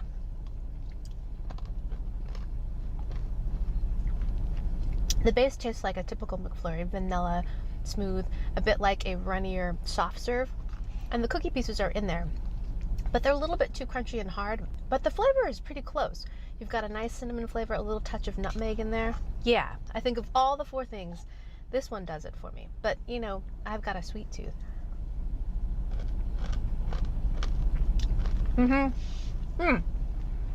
As it warms up in your mouth, it does get chewier and more reminiscent of stroopwafel. Initially when you bite into it, it's a bit like a Heath bar. You got that kind of toffee crunch. But then as it warms up, you're like, okay, I taste you stroopwafel. Yeah, this is the one. Of the 4, this is the one that does it for me in terms of accuracy of the flavor it's trying to capture, and in terms of just successfulness of a product. It's weird. So These spoons are hollow. I thought this might be a straw, but it's not. Why does it do this? Okay, McFlurry experts, why? Am I missing something? The handle of this spoon is square and it looks like it has some sort of purpose. Like there should be, I don't know, some kind of lid or something? What's happening here? It's not a straw. It doesn't go all the way through. Does it? Oh, maybe it does. No, not really. People, tell me, what am I missing here? Oh, maybe if I plug up this hole in the back, right here, there's a hole. This will be a straw? No. What's going on? Okay, I don't know. Obviously, I've never really eaten McFlurries before. Experts, chime in. Alrighty, so there you have it. McDonald's first 4 offerings of their worldwide favorites. Of the 4, I definitely like the Stroopwafel McFlurry the best. If you've had any of these, let me know down in the comments which one is your favorites. Or if you live outside of the US, let me know what your favorite McDonald's offerings are. I want to know about them. There are so many very interesting ones. Who knows, someday I might be able to go. Alrighty, so thank you guys so much for joining me. Please check out my drive-through playlist where I try other things in my car. And yeah, thanks so much for watching. I hope you guys enjoyed that one. I hope you guys learned something. Please share this video with your friends. Follow me on social media, like this video, subscribe, and I shall see you in the next one. Toodaloo, take care, bye! Felt that one coming. Is your agency's website builder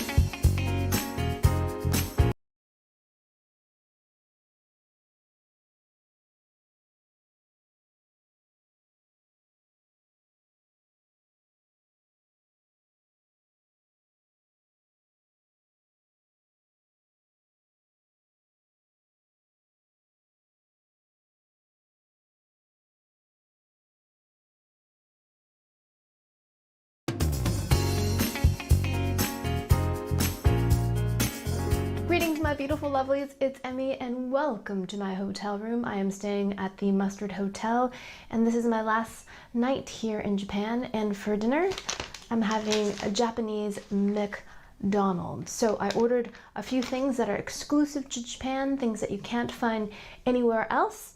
And let's go ahead and taste them. If you've missed my other tastings of McDonald's, I did most recently McDonald's Hawaii, and I will put a link down below to that video in case you missed it. I'm ready for this meal. I've been walking all day long, doing shopping, and now I'm ready to have my Japanese McDonald's. So, oh, look how beautiful. Okay, can I just say that the service in Japan is just so wonderful. I miss it and I love it whenever I come back. When you go to a business, they treat you so kindly and so respectfully. It's just wonderful. And that includes McDonald's. And when you get your meal, your food is stacked up beautifully. Let me show you. On the top, I've got my napkins.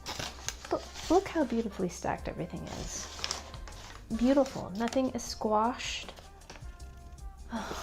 So the first sandwich I'm going to taste, or burger I'm going to taste, is the ebi fileo. Now when I lived in Japan, I used to get this all the time. Loved it. Ebi is Japanese, of course, for shrimp. So it's like a fillet of fish, but instead of fish, this has shrimp. So super cute packaging. Look how tall it is. It's like plump.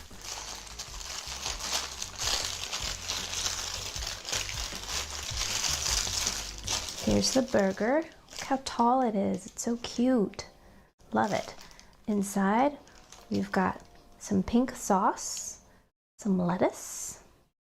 Look at that. That looks like a pentagon. I love the shape. And it's like a fried cutlet. And underneath that, looks like there's a little bit of some kind of sauce. A few dots of that. Alrighty, let's give our ebi fileo a taste. Itadakimasu.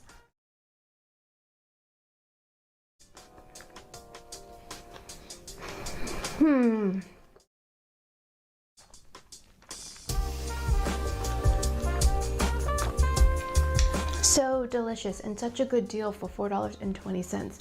There's actual pieces of shrimp in there. Let me show you.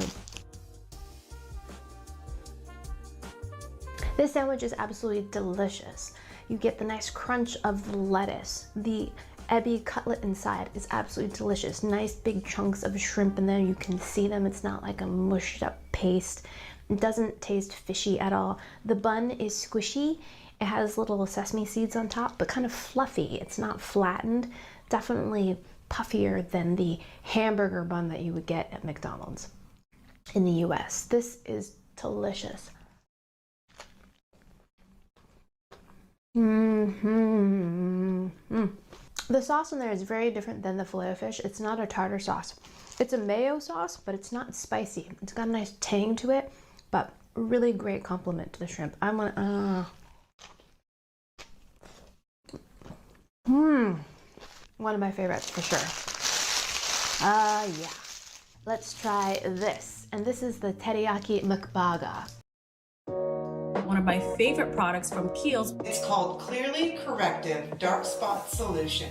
So if you've been battling seborrheic hyperpigmentation, dull skin, the Kiehl's Clearly Corrective Dark Spot Solution is a brightening serum that will also help to reduce the appearance of dark marks. I can honestly say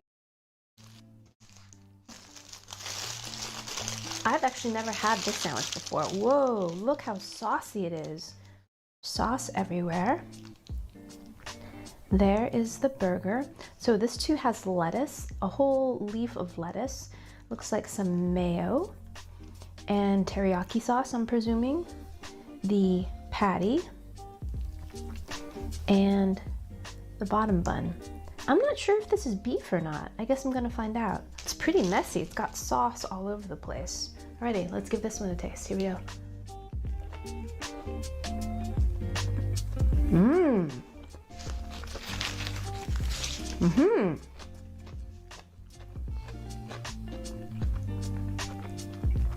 I think that's actually a pork patty. Take a look. See that? It's a little bit lighter in color. And it tastes a little bit different too. I like that. The teriyaki sauce is a little bit sweet, but it's not overpowering. The patty is definitely different. It's more succulent. It's not dry. It doesn't taste beefy. It doesn't have that caramelized, like flat top beefy flavor to it. And it's delicious. What I don't like is that the bun gets a little bit soggy. I think if you were to eat this right away, it wouldn't be quite as soggy. And it's messy. The mayo is really nice too. So there's a nice layer of mayonnaise, but it goes well with the teriyaki sauce. Kind of richens things up. It's kind of like cheese in that sense. It adds a little bit more richness.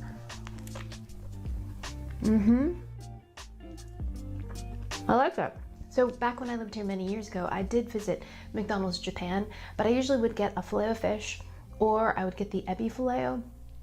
But when I was pregnant with my first son, I really craved McDonald's hamburgers, which I never eat. I ate them when I was a child, and for some reason during my pregnancy, I just was craving McDonald's hamburgers. So every Friday after work, I would stop by the mall and get myself a McDonald's hamburger, and I was so happy. So I never actually ordered the teriyaki mukbaga, so I'm glad I actually got to try it. Alrighty, next sandwich.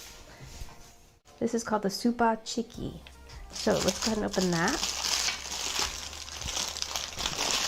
Whoa! It's got sauce everywhere. Do you see that? Okay, let's break this one apart. This one too has a sesame bun. This time the lettuce is shredded. It has a orange kind of mayo sauce on it. Chicken cutlet. And nothing on the bottom. Let's give this one a taste. Here we go.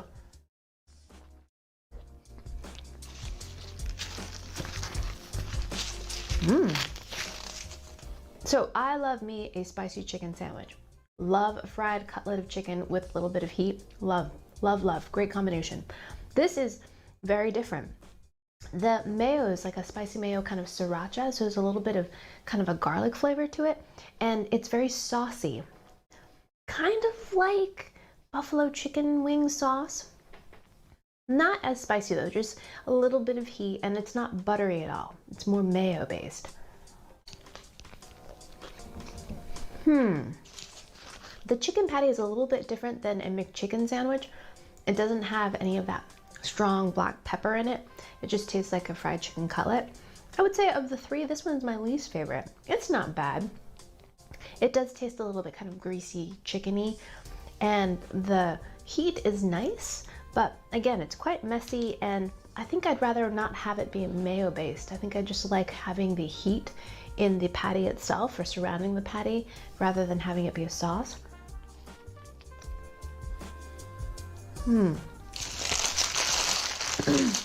I like the heat, but I don't necessarily want the mayo with the heat. Yeah. I also got a little baby fry. I'm sure. Oh, the fries are all soggy. That's sad. I love fries. The next thing I got is this, and it's a container of sweet corn. It just says, simply sweet and tasty, sweet corn. So at McDonald's in Japan, you can get corn. I saw it on the menu, I said, I'll have one of those please. It's just a bowl of corn. There it is. McDonald's has like a vegetable. Can you believe it? And of course they give you a tiny little spoon here, a little shovel spoon. This looks like big pieces of corn. It smells canned. It smells like canned corn. It has a kind of tinny smell to it.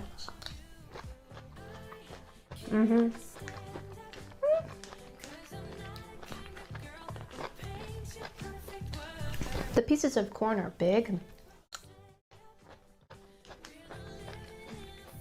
and juicy, but it just tastes like warmed up canned corn.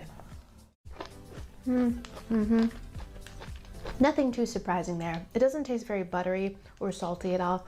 It doesn't taste exactly bland. It just tastes like canned corn. But I got it because I've never seen corn on a McDonald's menu before. So there you have it. Sweet and tasty corn at McDonald's. Kids might actually like that if you want to give them a side of vegetables instead of fries. And for my last item, I got this. And this is a Sankaku choco pie. Cute, right? Cute little box. Look at that. That actually looks more like a little Danish or something. It's like a little turnover, and the dough looks like it has chocolate in it, and I think it's filled with chocolate too. It smells oily, but let's give this a taste. Here we go.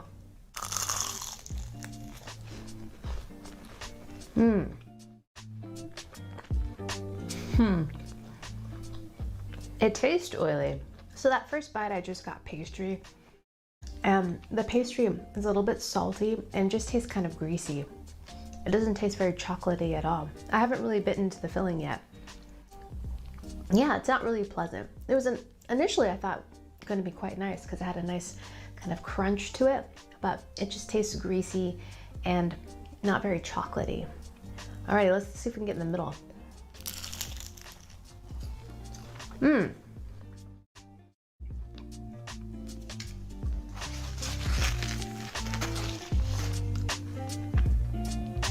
So that's better.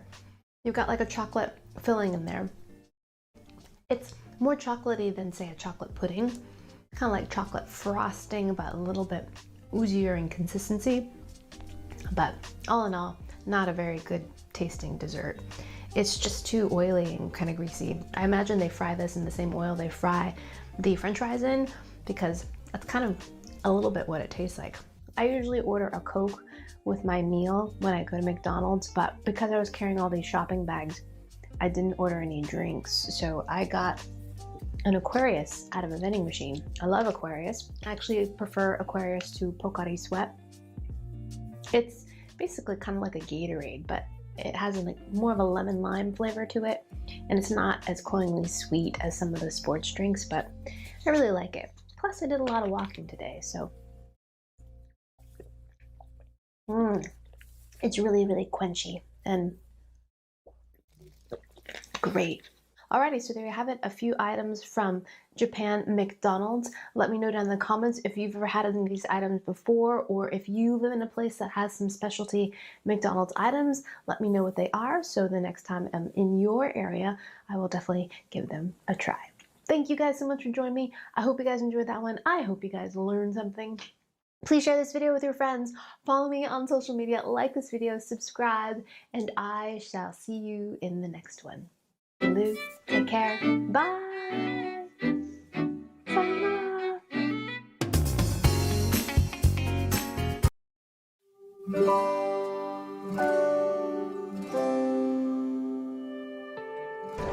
to my beautiful lovelies. I am at the Minnesota State Fair in Minnesota, and this is going to be my little epic state fair trip. There are so many foods I want to try here. So the Minnesota State Fair started in 1854. It's a huge spectacle. It runs for 12 days, and over 2 million people come here to visit.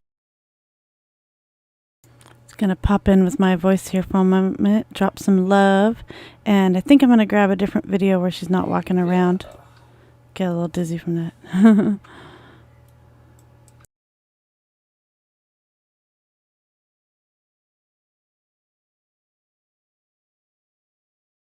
That way there's no crunchy bits, no my beautiful lovelies, it's Emmy. Welcome to beautiful Duluth, Minnesota. I am here today visiting my beautiful friends and also tasting some pie. We just drove up to the North Shore of Lake Superior and stopped by Betty's Pies, which is a North Shore institution.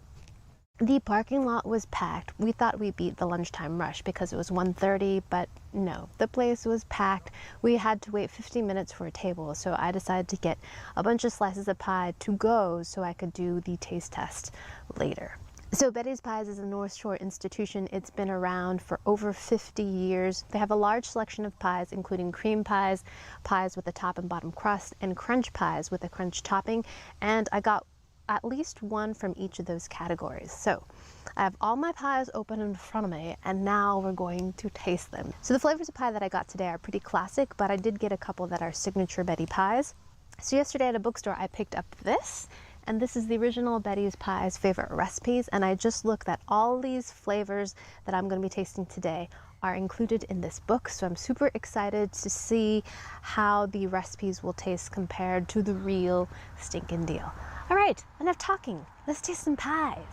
Okay, so the first one I'm going to taste is this one, and this is the apple pie. It consists of 2 layers of crust and, of course, an apple pie filling. So let's give this a go, shall we? Smells just like a classic apple pie. I can smell the tanginess of the apples. I can definitely smell some cinnamon. Let's give this a go. Flaky crust. The crust is also speckled with a bit of cinnamon sugar. So by the looks of it, this looks like apple pieces. It doesn't look like slices. Alrighty, let's give this a go. Itadakimasu. Mmm. Oh, that's good apple pie. You know what I'm immediately struck with? It is nice and tart. I love a good tart apple pie. I don't like pies that are just so cloyingly sweet, and this is not. This tastes like fresh, crisp fall autumnal apples. It's tangy and it's got a nice bite to it. I love it. The filling itself is soft and well cooked. It's thicker than applesauce, but more kind of soft and cooked and pureed that way. There's no crunchy bits, no chunks.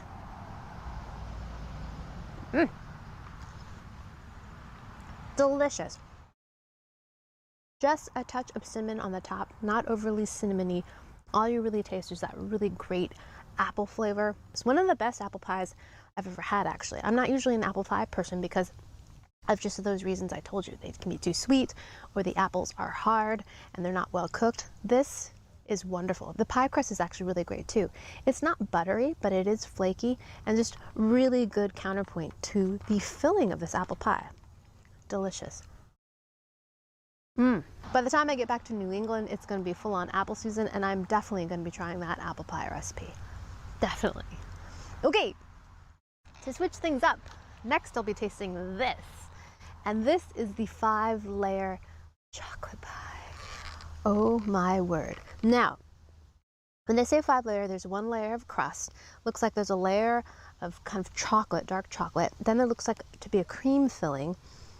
And then on top, it looks like chocolate pudding. So 1, 2, 3, 4. There might be something underneath, but it looks like a very decadent, kind of like Boston cream pie. All right, here we go. Take a bite. Oh, there's a bug in there. Get out. Gross. Alrighty, here we go. Ooh. Oh boy. is that rich. Oh, that's pretty delicious. So the texture of this pie is very fluffy and puddingy, but light at the same time, not dense. When I say puddingy, I imagine really something quite sweet, and it is sweet, but it's more whipped and airy. But it has a really great chocolate flavor to it. Chocolate and chocolate pudding like, but it has a really great chocolate flavor to it. Yes, it does taste like chocolate pudding, but there is also kind of a chocolate intensity to it as well, not just like cocoa flavored. And the crust works really well here. We only have a bottom crust, just enough to kind of hold all of this like luscious, fluffy cloudness together, but doesn't take away from anything texturally. It just, at the bottom there, a little bit of kind of tender cookiness almost. Then you got your layer of chocolate and just kind of puddingy, mousse-like fluffiness. I'm not really a cream pie person, but this is really delicious. It's got the richness of cream without feeling overly heavy and decadent. Sweet, but not overly so. A little does go a long way. Really nice. Oh, I thought you said you heard me, and I just realized you meant if I. That's funny. It seems like there's some chocolate in there. I'm like, wait, you can hear me? I have it muted, and then all of a sudden I realized I read it wrong. I like that. Okay, next is probably my favorite. She buys them, and then some people send her stuff. Rhubarb pie. Oh, sorry. Can you still see it? Let me go back to it. The apple pie has a top and bottom crust, and it looks like it's dusted with sugar as well. But I don't think there's cinnamon in there. I hope there's no cinnamon, because I don't want cinnamon with my strawberry rhubarb pie. It smells great. I can definitely smell the strawberries. This is my favorite pie. I'm not a huge pie person. I don't bake a lot of pies, but this is the one I do bake every year because I love strawberry rhubarb pies so much. I actually usually make it with just one crust, because sometimes I feel like a top crust just makes it too crust heavy, but it is traditional this way. So let's give this one a go. Oh, it's flaky. The filling, oh, there's a big piece of rhubarb right there. Alrighty, here we go.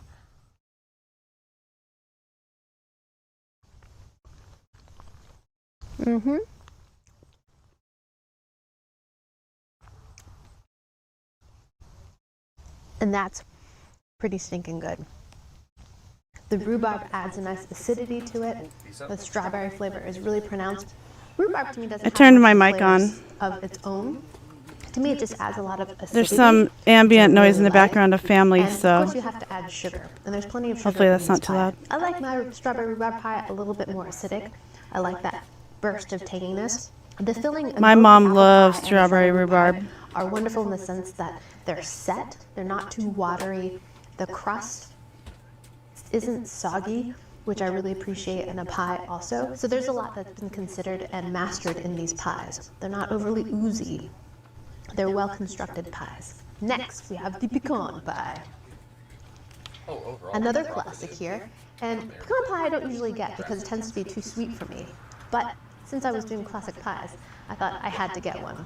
So this has a bottom crust, has the classic pecan filling underneath, which is very, very sweet. And then on the very top, you've got pecan halves floating on top. Yeah, it seems So let's like give this one when a I play taste. these videos, if I want it to be full screen in the square that it's in, rectangle it's in, then I have to make it full screen on my computer, and then I it's can't see my absolutely OBS delicious. Pecans and my have such a chat, natural, so I'm using my buttery, phone. nutty flavor of their own. But it also means I Perfect can't turn my complement mic to on and any off, so I'm dessert. just leaving it on And right now. this, of course, is a classic pie for good reason. It's delicious. It's very sweet, but buttery and rich. The filling is slightly sticky, but not oozy. And again, the texture of all these pies are excellent. The filling holds together while maintaining kind of a separateness from the crust, which I really appreciate. You still get some of the Oh, flakiness wow, of a the crust. rhubarb It's like a apple candy drink? bar That's really pie. interesting. I never heard of such a thing. Mm-hmm. Is it really refreshing? Really, really good. I just need a bite or two because it is so sweet. Delicious though. Next we have this one, and this style of pie is called the crunch pie because instead of having a top layer of pie crust, it has a kind of streusel kind of crumb topping on top. This is called the Great Lakes Crunch Pie, and it's full of different If you don't mind, I'm going berries to and test this rhubarb as and well, see based on the recipe that's if I included in make this that smaller. Can you And this still looks see the incredible. video well? No. Let's give this one a go. All right, here we go. Just curious.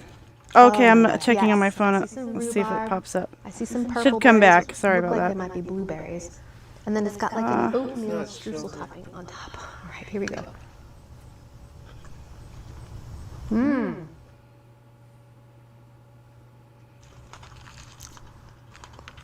There it goes. Oh yeah. It's not full screen, but yeah. See, I tried to look at my OBS and it went That away. one I was really doing a well. quick test. Sorry Again, about the that. filling really holds together.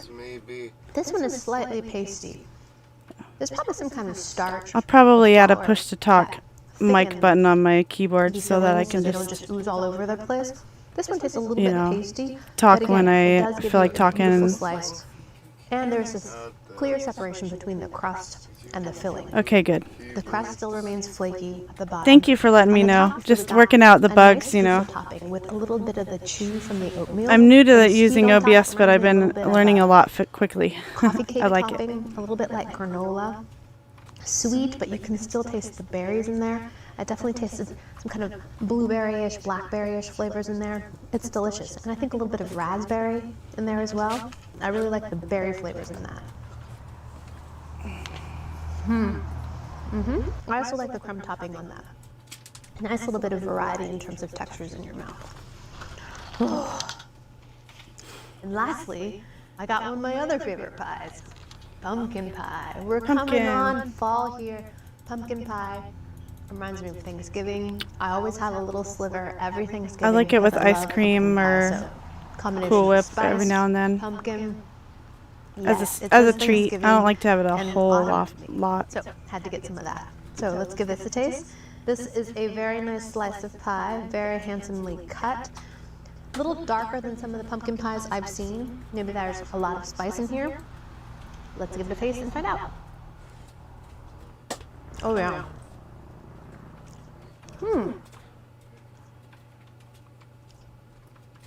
There's a lot of Careful clove with in the this camera. recipe. Very clove heavy. And when I say clove heavy, I'm comparing it to my favorite pumpkin pie recipe, which actually comes from the side of a can of Libby's canned pumpkin. I love that recipe. To me, that's just quintessential classic pumpkin pie. This one is much more I heavy love in a pumpkin cloves, pie which with a I good think crust. is the reason why this pie is so much darker in color. I don't like that flavor so much. Maybe it's just my natural Makes me want apple proclivity pie. towards cinnamon Apple pie flavors. or pumpkin pie It's a with little some bit vanilla too ice cream. kind of potpourri-ish for me, but it still screams pumpkin pie. It's just a little bit too clove heavy for me, but if you like pumpkin pie, it's still a good one. The, again, filling is very well made in the sense that the proportions of the ingredients keep this a very solid pie. It's not oozing all over the place. It makes a beautiful slice. And like all of these pies, the crust is excellent.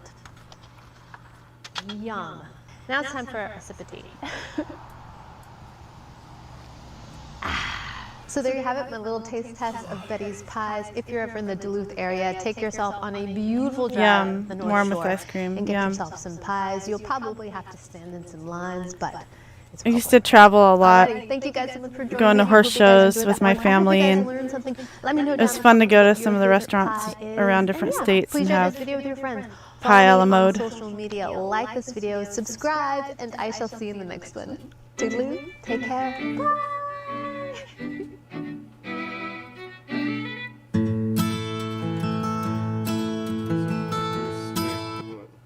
Yeah.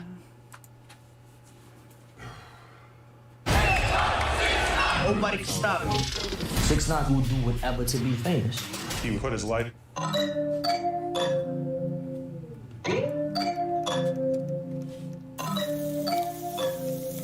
Greetings, my beautiful lovelies. It's Emmy. How are you? It's great to see you and welcome back. Today's video is sponsored by Crowd Cow, a marketplace where you can make a meaningful connection between your farmer and yourself. Crowd Cow allows you to see exactly where your meats come from. I've had really good just build peanut butter yourself a chocolate box. pie. You can choose between poultry, seafood, beef, at this one even game place called, meats. it was The this place called the selection is Peachtree Restaurant, and they have outstanding. And that's what I lots really of good appreciate. pies. You have a greater selection than what you can find at the grocery store, and the quality is excellent as well.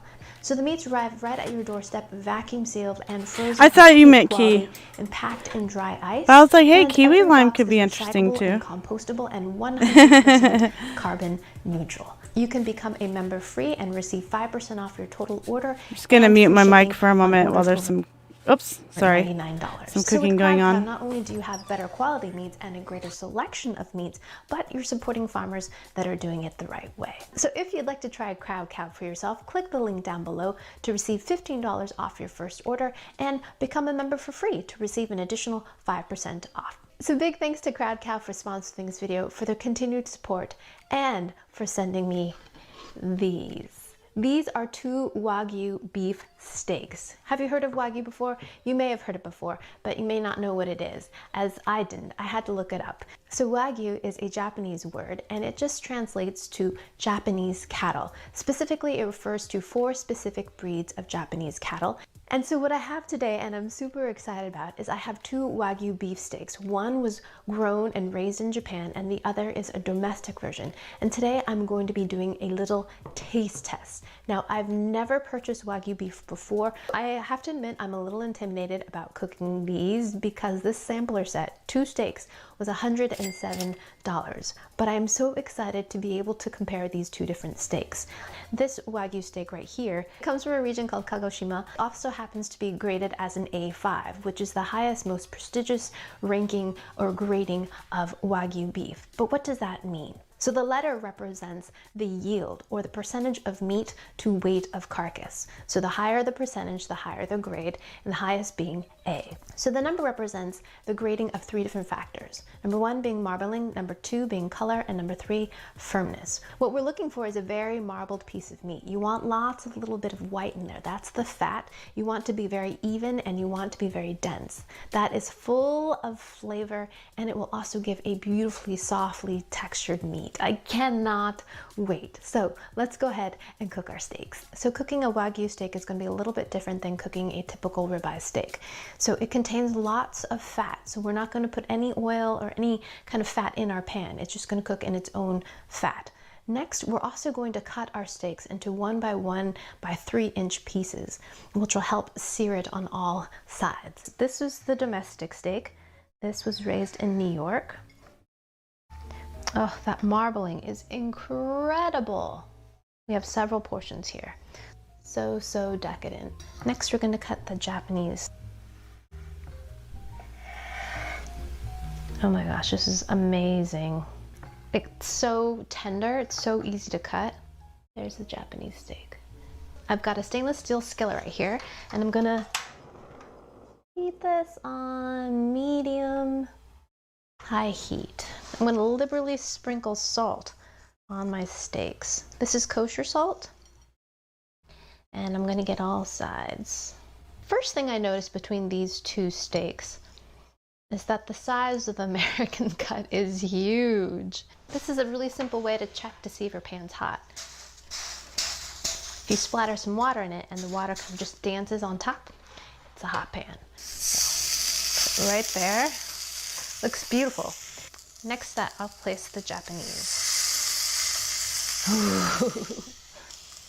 It's already smelling so good. We can see the fat coming out of the steaks. So we're going to cook them about 1 minute on each side. I'm going to go ahead and give this a turn. Gently lift it.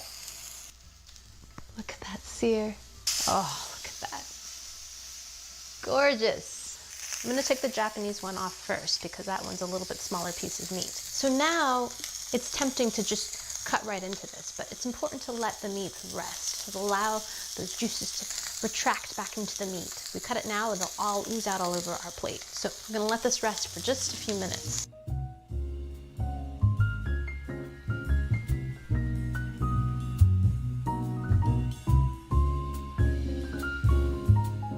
Now for the taste test. Oh, I can't wait. Okay, let's cut into the domestic one first. Have a nice crust on top. Oh, that looks beautiful. Look at that. This knife needs to be sharpened. Ooh, this one's beautifully cooked too.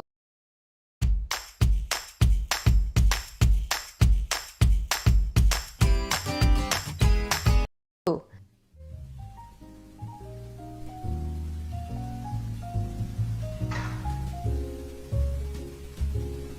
Alrighty, my lovelies, here we go.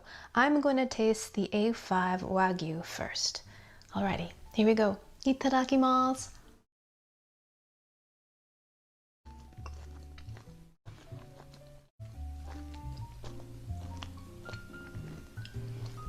Fantastic. Fantastic. Another piece.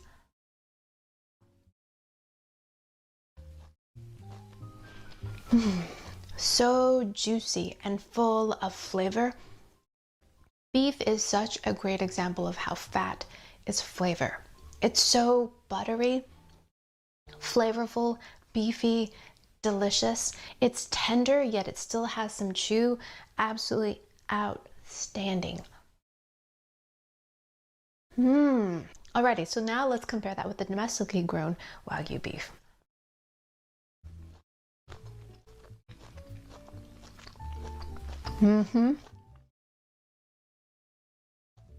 A delicious tasting steak, but what I noticed right away is that it has a chewier texture. The flavor is great. It's got that really great beefy heme flavor to it and a lot of fat.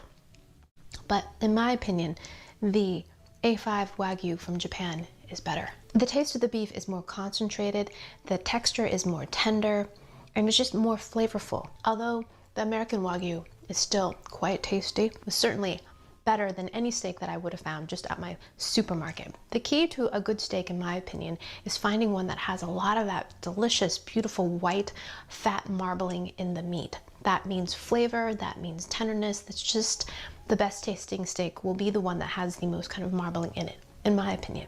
So is a Wagyu A5 steak worth the money?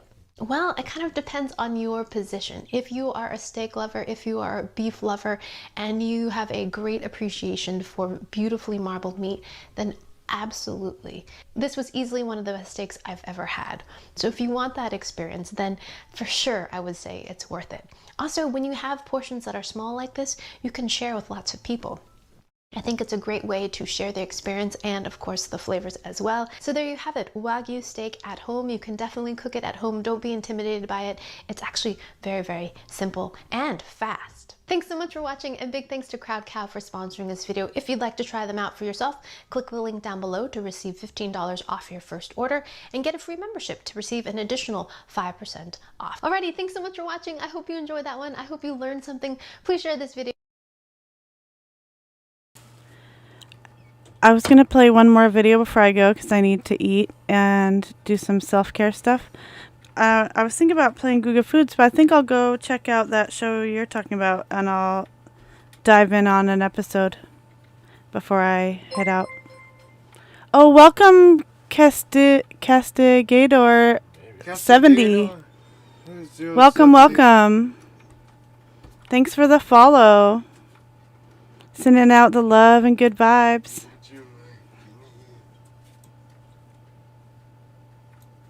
Yeah, I'll go look it up right now. Let's see.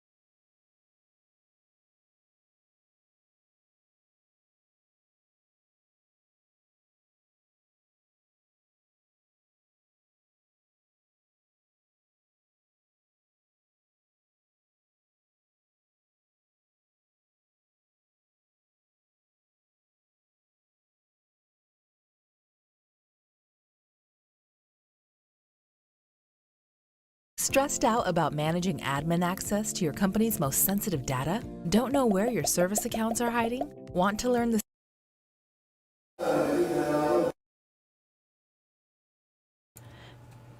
Thanks for the show suggestion. I'm really excited to watch it. Check out this video about the monk's diet.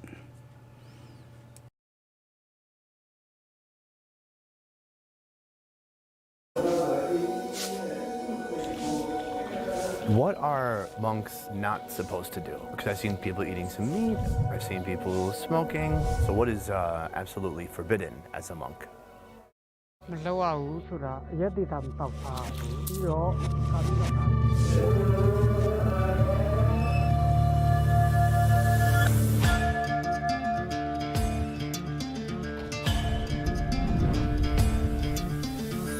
Our best ever Myanmar food tour comes to a close as I head to one of the country's monasteries to uncover the food secrets of Buddhist monks. Behind me are all the elder monks. After they began eating, the head monk gave me permission to eat here.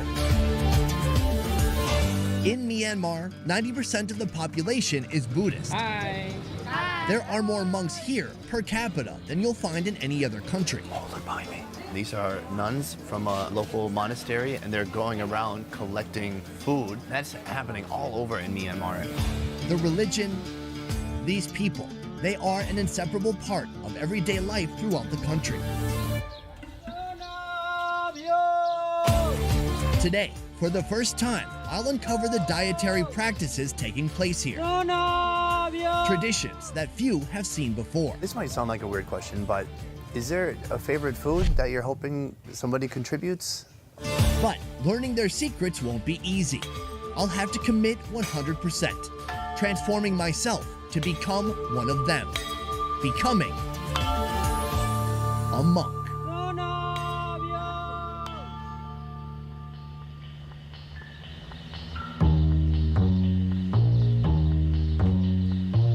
4 a.m. No iPhone alarms to greet the morning. Roosters perform their daily duty. Their first crows signaling that dawn is upon us. Life in the monastery begins. Good morning from Mandalay in Myanmar. Right now, I don't know if I'm supposed to be quiet or not. Everyone's awake, but it's like a holy place. So let me take it down a notch. Right now, they're preparing a fire behind me because they're gonna prepare breakfast for everybody. Everyone here has their own way of welcoming the day. Nearby villagers are cooking their breakfast. In the monastery, it's much the same. But the monks will dine on a special recipe reserved for only them. This is hin paung, the main breakfast dish. It has water, peanut oil, the always present roselle leaves, and this, a vibrant orange-colored mixture. What is it? I'll explain soon. In the meantime, the aroma from this mysterious dish has me completely captivated.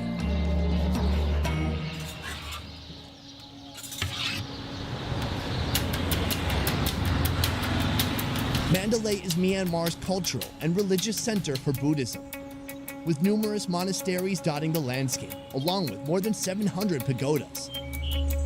Right now, I'm in Aung Mae Tarzan Monastery. Housed here, 75 monks in total, from the ages of 35 to over 100. Each man here has his own morning duties, acts that contribute to the greater good of this community. But when the food is ready, they all take time to gather round.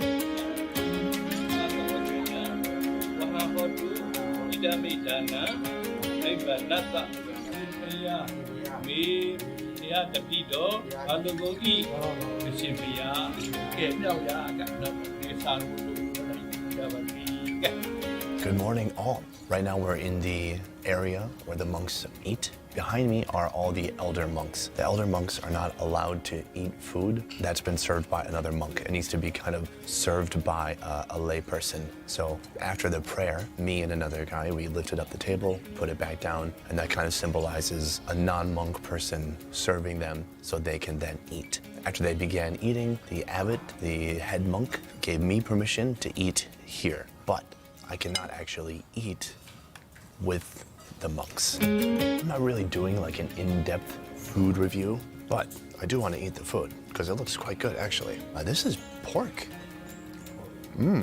Pork and some fish in there.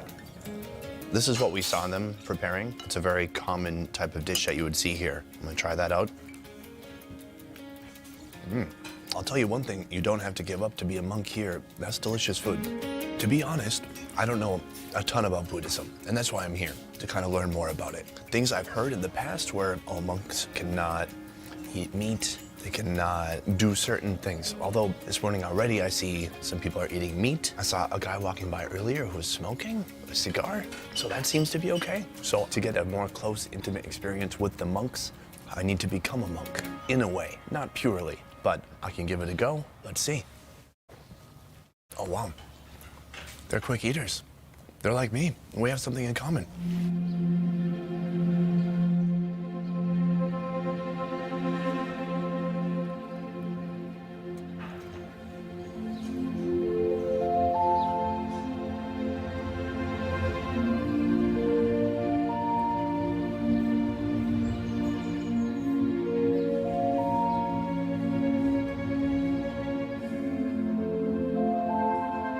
The history of Buddhism in Myanmar extends back more than 2,000 years. Everywhere I go throughout the country, I can see and feel its influence. Temples, pagodas, statues, people worshiping, monks and nuns performing their daily rituals. Men and women, young and old, most everyone partakes at some level. Here in Myanmar, every man is expected to serve as a monk twice in his life. How's it look? Awesome. Once as a novice, from the ages of 10 to 16. Next, they're expected to serve as an ordained monk, after which they can decide to return to normal life or stay and serve.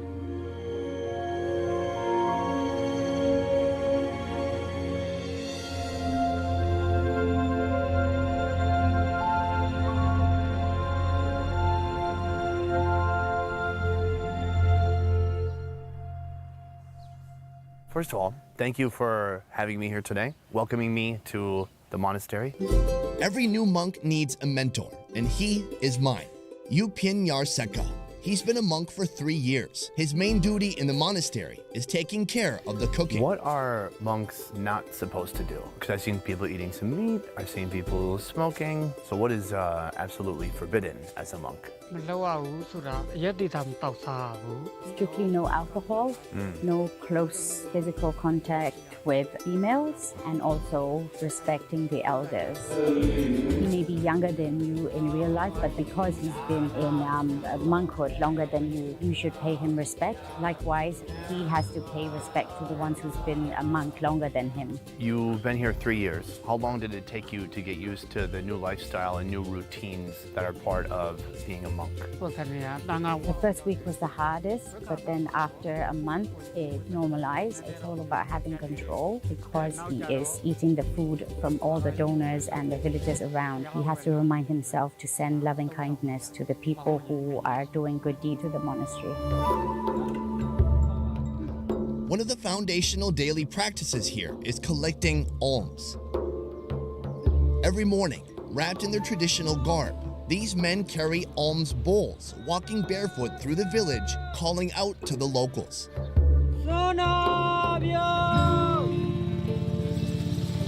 As we move out of the monastery, villagers are already awaiting our arrival.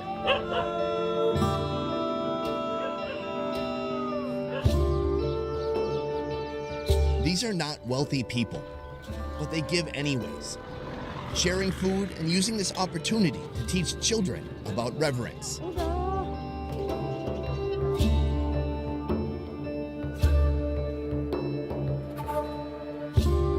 Why do people give you food? Why do they want to contribute?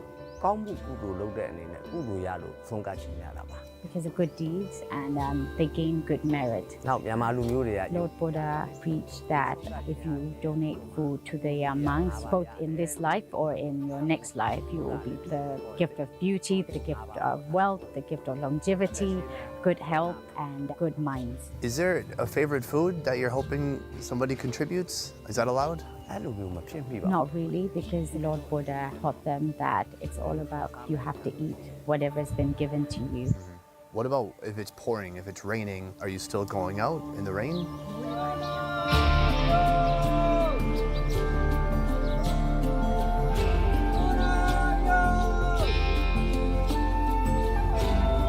game is simple. Join these men and have this experience genuinely and unironically. I'm well aware that I look ridiculous. I feel ridiculous too. But on this day, I felt no judgment from the villagers, no amusement at my expense, just an open welcoming by people completely unknown to me, eager to share what little they have with a complete stranger. Maybe it's just me and mine, where thunder has had its way. When kindness is portrayed as blind, add glitter to the rays. Rice, boiled chickpeas, fried samosas, fried chicken, tons of soups and salads. There's more food here than we could eat in a day. Maybe it's just me and mine, where thunder has had its way. When kindness is portrayed as blind, add glitter to the rays. Lunch begins after a prayer from the head monk. Everyone eats in silence. It may surprise you to know that even with this hearty trove of food, this meal is the last meal these monks will eat until breakfast the next day. That's the way it is every day. Oh, no need to beg pardon. In Buddhism, this is considered a simple and moderate way of eating, which is said to aid one's meditation and overall health. This centuries-old tradition is not unlike the intermittent fasting craze that's become a popular trend today. Oh, maybe it's just After eating, they'll put all the leftovers in a big pot. So every single separate dish from the day is now combined into one master dish. Remember our breakfast? This is what we saw them preparing. This is the very beginning of hin pao. Cooking it in peanut oil helps the food last longer since there are no refrigerators here. It's simmered for an hour, combining the flavors and recipes from dozens of households, and eventually served the next day for breakfast. What's the difference between your life now and your life before becoming a monk? When he was a layperson, he was just hanging around and mucking about with his friends, but now that he's become a monk, he has become a lot more disciplined and a lot more religious. Did you drink before you were a monk? Do you ever miss that? He does, but because he's now a monk and his robes is a reminder that he's no longer a layperson, he meditates and then he tries to remove all these thoughts, and he tries very, very hard to divert his attention. I'd always thought of monks as those who had reached enlightenment. Thoughtful people, people who move and speak with grace and precision. People with complete control over their carnal cravings, and those who are never seduced by temptations or desire. What I found out is that monks are human. They've dedicated their lives to daily discipline and striving for an ideal. But there's nothing easy about it, just like all of us. They still have urges, they still have temptations, but through mindfulness, through meditation and communal accountability, they fight daily to stay aligned on the path to wisdom.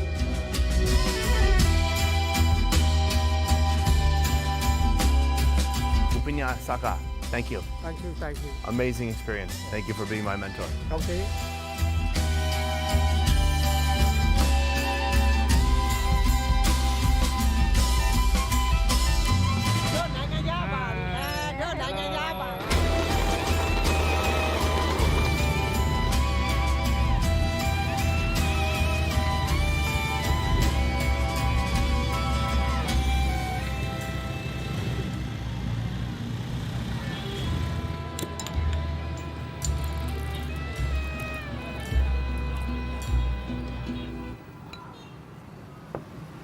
Guys, I'm here. Let's talk about it. First of all, cheers.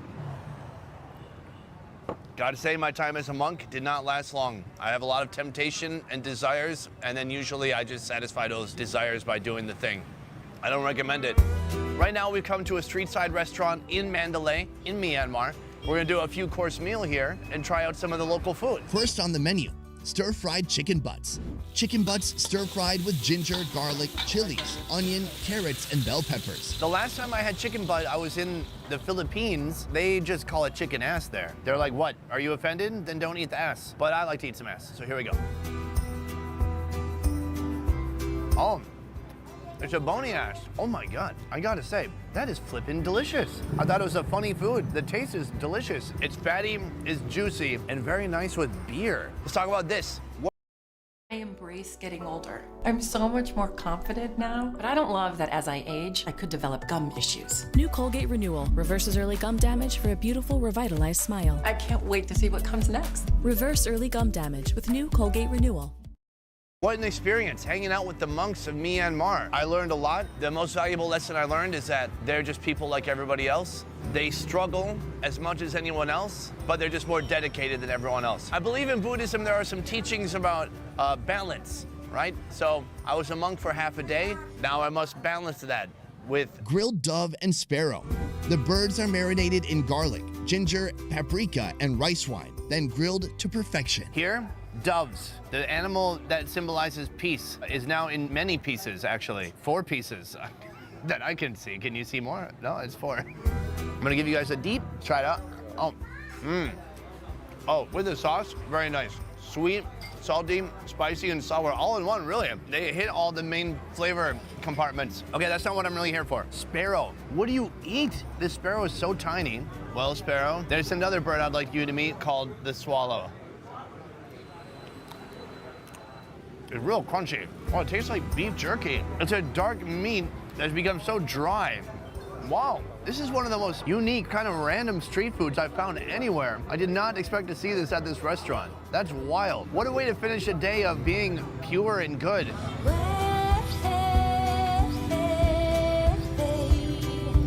Unlike the monks, I'm not ready to give up my worldly urges, at least not all of them.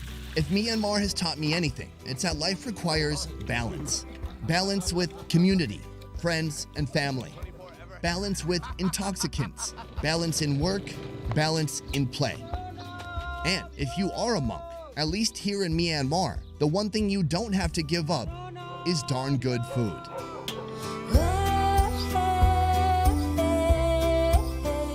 Kebabs in Iran, banh mi in Vietnam, I love it. Boudin sausage in the US. I like that a lot. There's one thing that connects us all. It brings out the best in us. Showing that despite our differences, you want to test it, Black? What? At the end of the day, we're all people. Sometimes very hungry people. So this is an ode to the part of life that unifies us all. Food.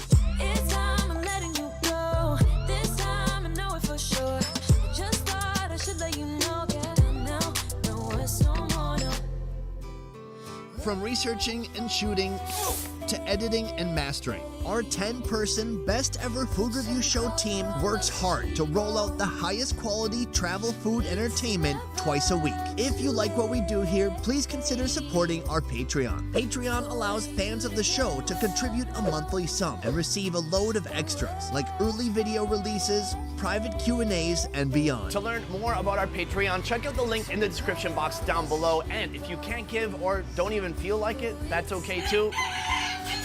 We're just happy you're here. Guys, that is a wrap on Myanmar. I want to say thank you so much to Gugu sitting next to me. Because of Gugu, we are able to come here and explore very unique sides of Myanmar that I think many people have not seen before. Guys, that's it for this one. Thank you so much for watching. I'm going to see you next time.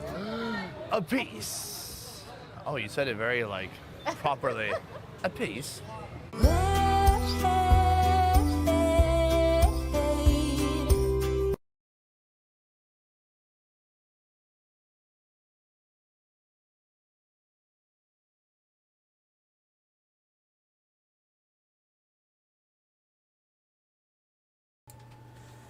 Alrighty, I'm gonna call it a night. I hate to go with having people in the room, but I better take some time to self-care and spend some time with my family. So I need to eat and whatnot. It's so good to hang out with you all, and I look forward to more. And yeah, nothing but love and good wishes for you all. And I like to make havens away from judgy people and all that negative vibes. So, yeah. It's an honor having you here. Thank you. Hopefully you guys get some good rest in too, and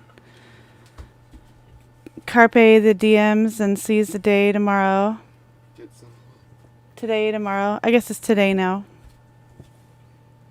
Yeah, it's the 19th. Yeah, I could tell I could get addicted to streaming. I love people so much, and I've been so isolated. And I've been running groups online, but there's such a more personal touch with video, so yay. And you guys inspired me. I want to make content to be able to play. And also, New York City, thank you so much for that suggestion. I have a feeling I'll be playing that show some more on my stream. That was awesome. I love finding gems like that and sharing them so that others can find good shows. And I also do Star Wars content sometimes, and have a variety of things I'll be doing. So, yeah. I hope everyone has a good night, and I'll see you soon, and I look forward to supporting you in your endeavors. Okay, yeah, E-Rob, yeah, if I'm up, I'm a night owl, so if I'm up, I'll pop in. Peace and love.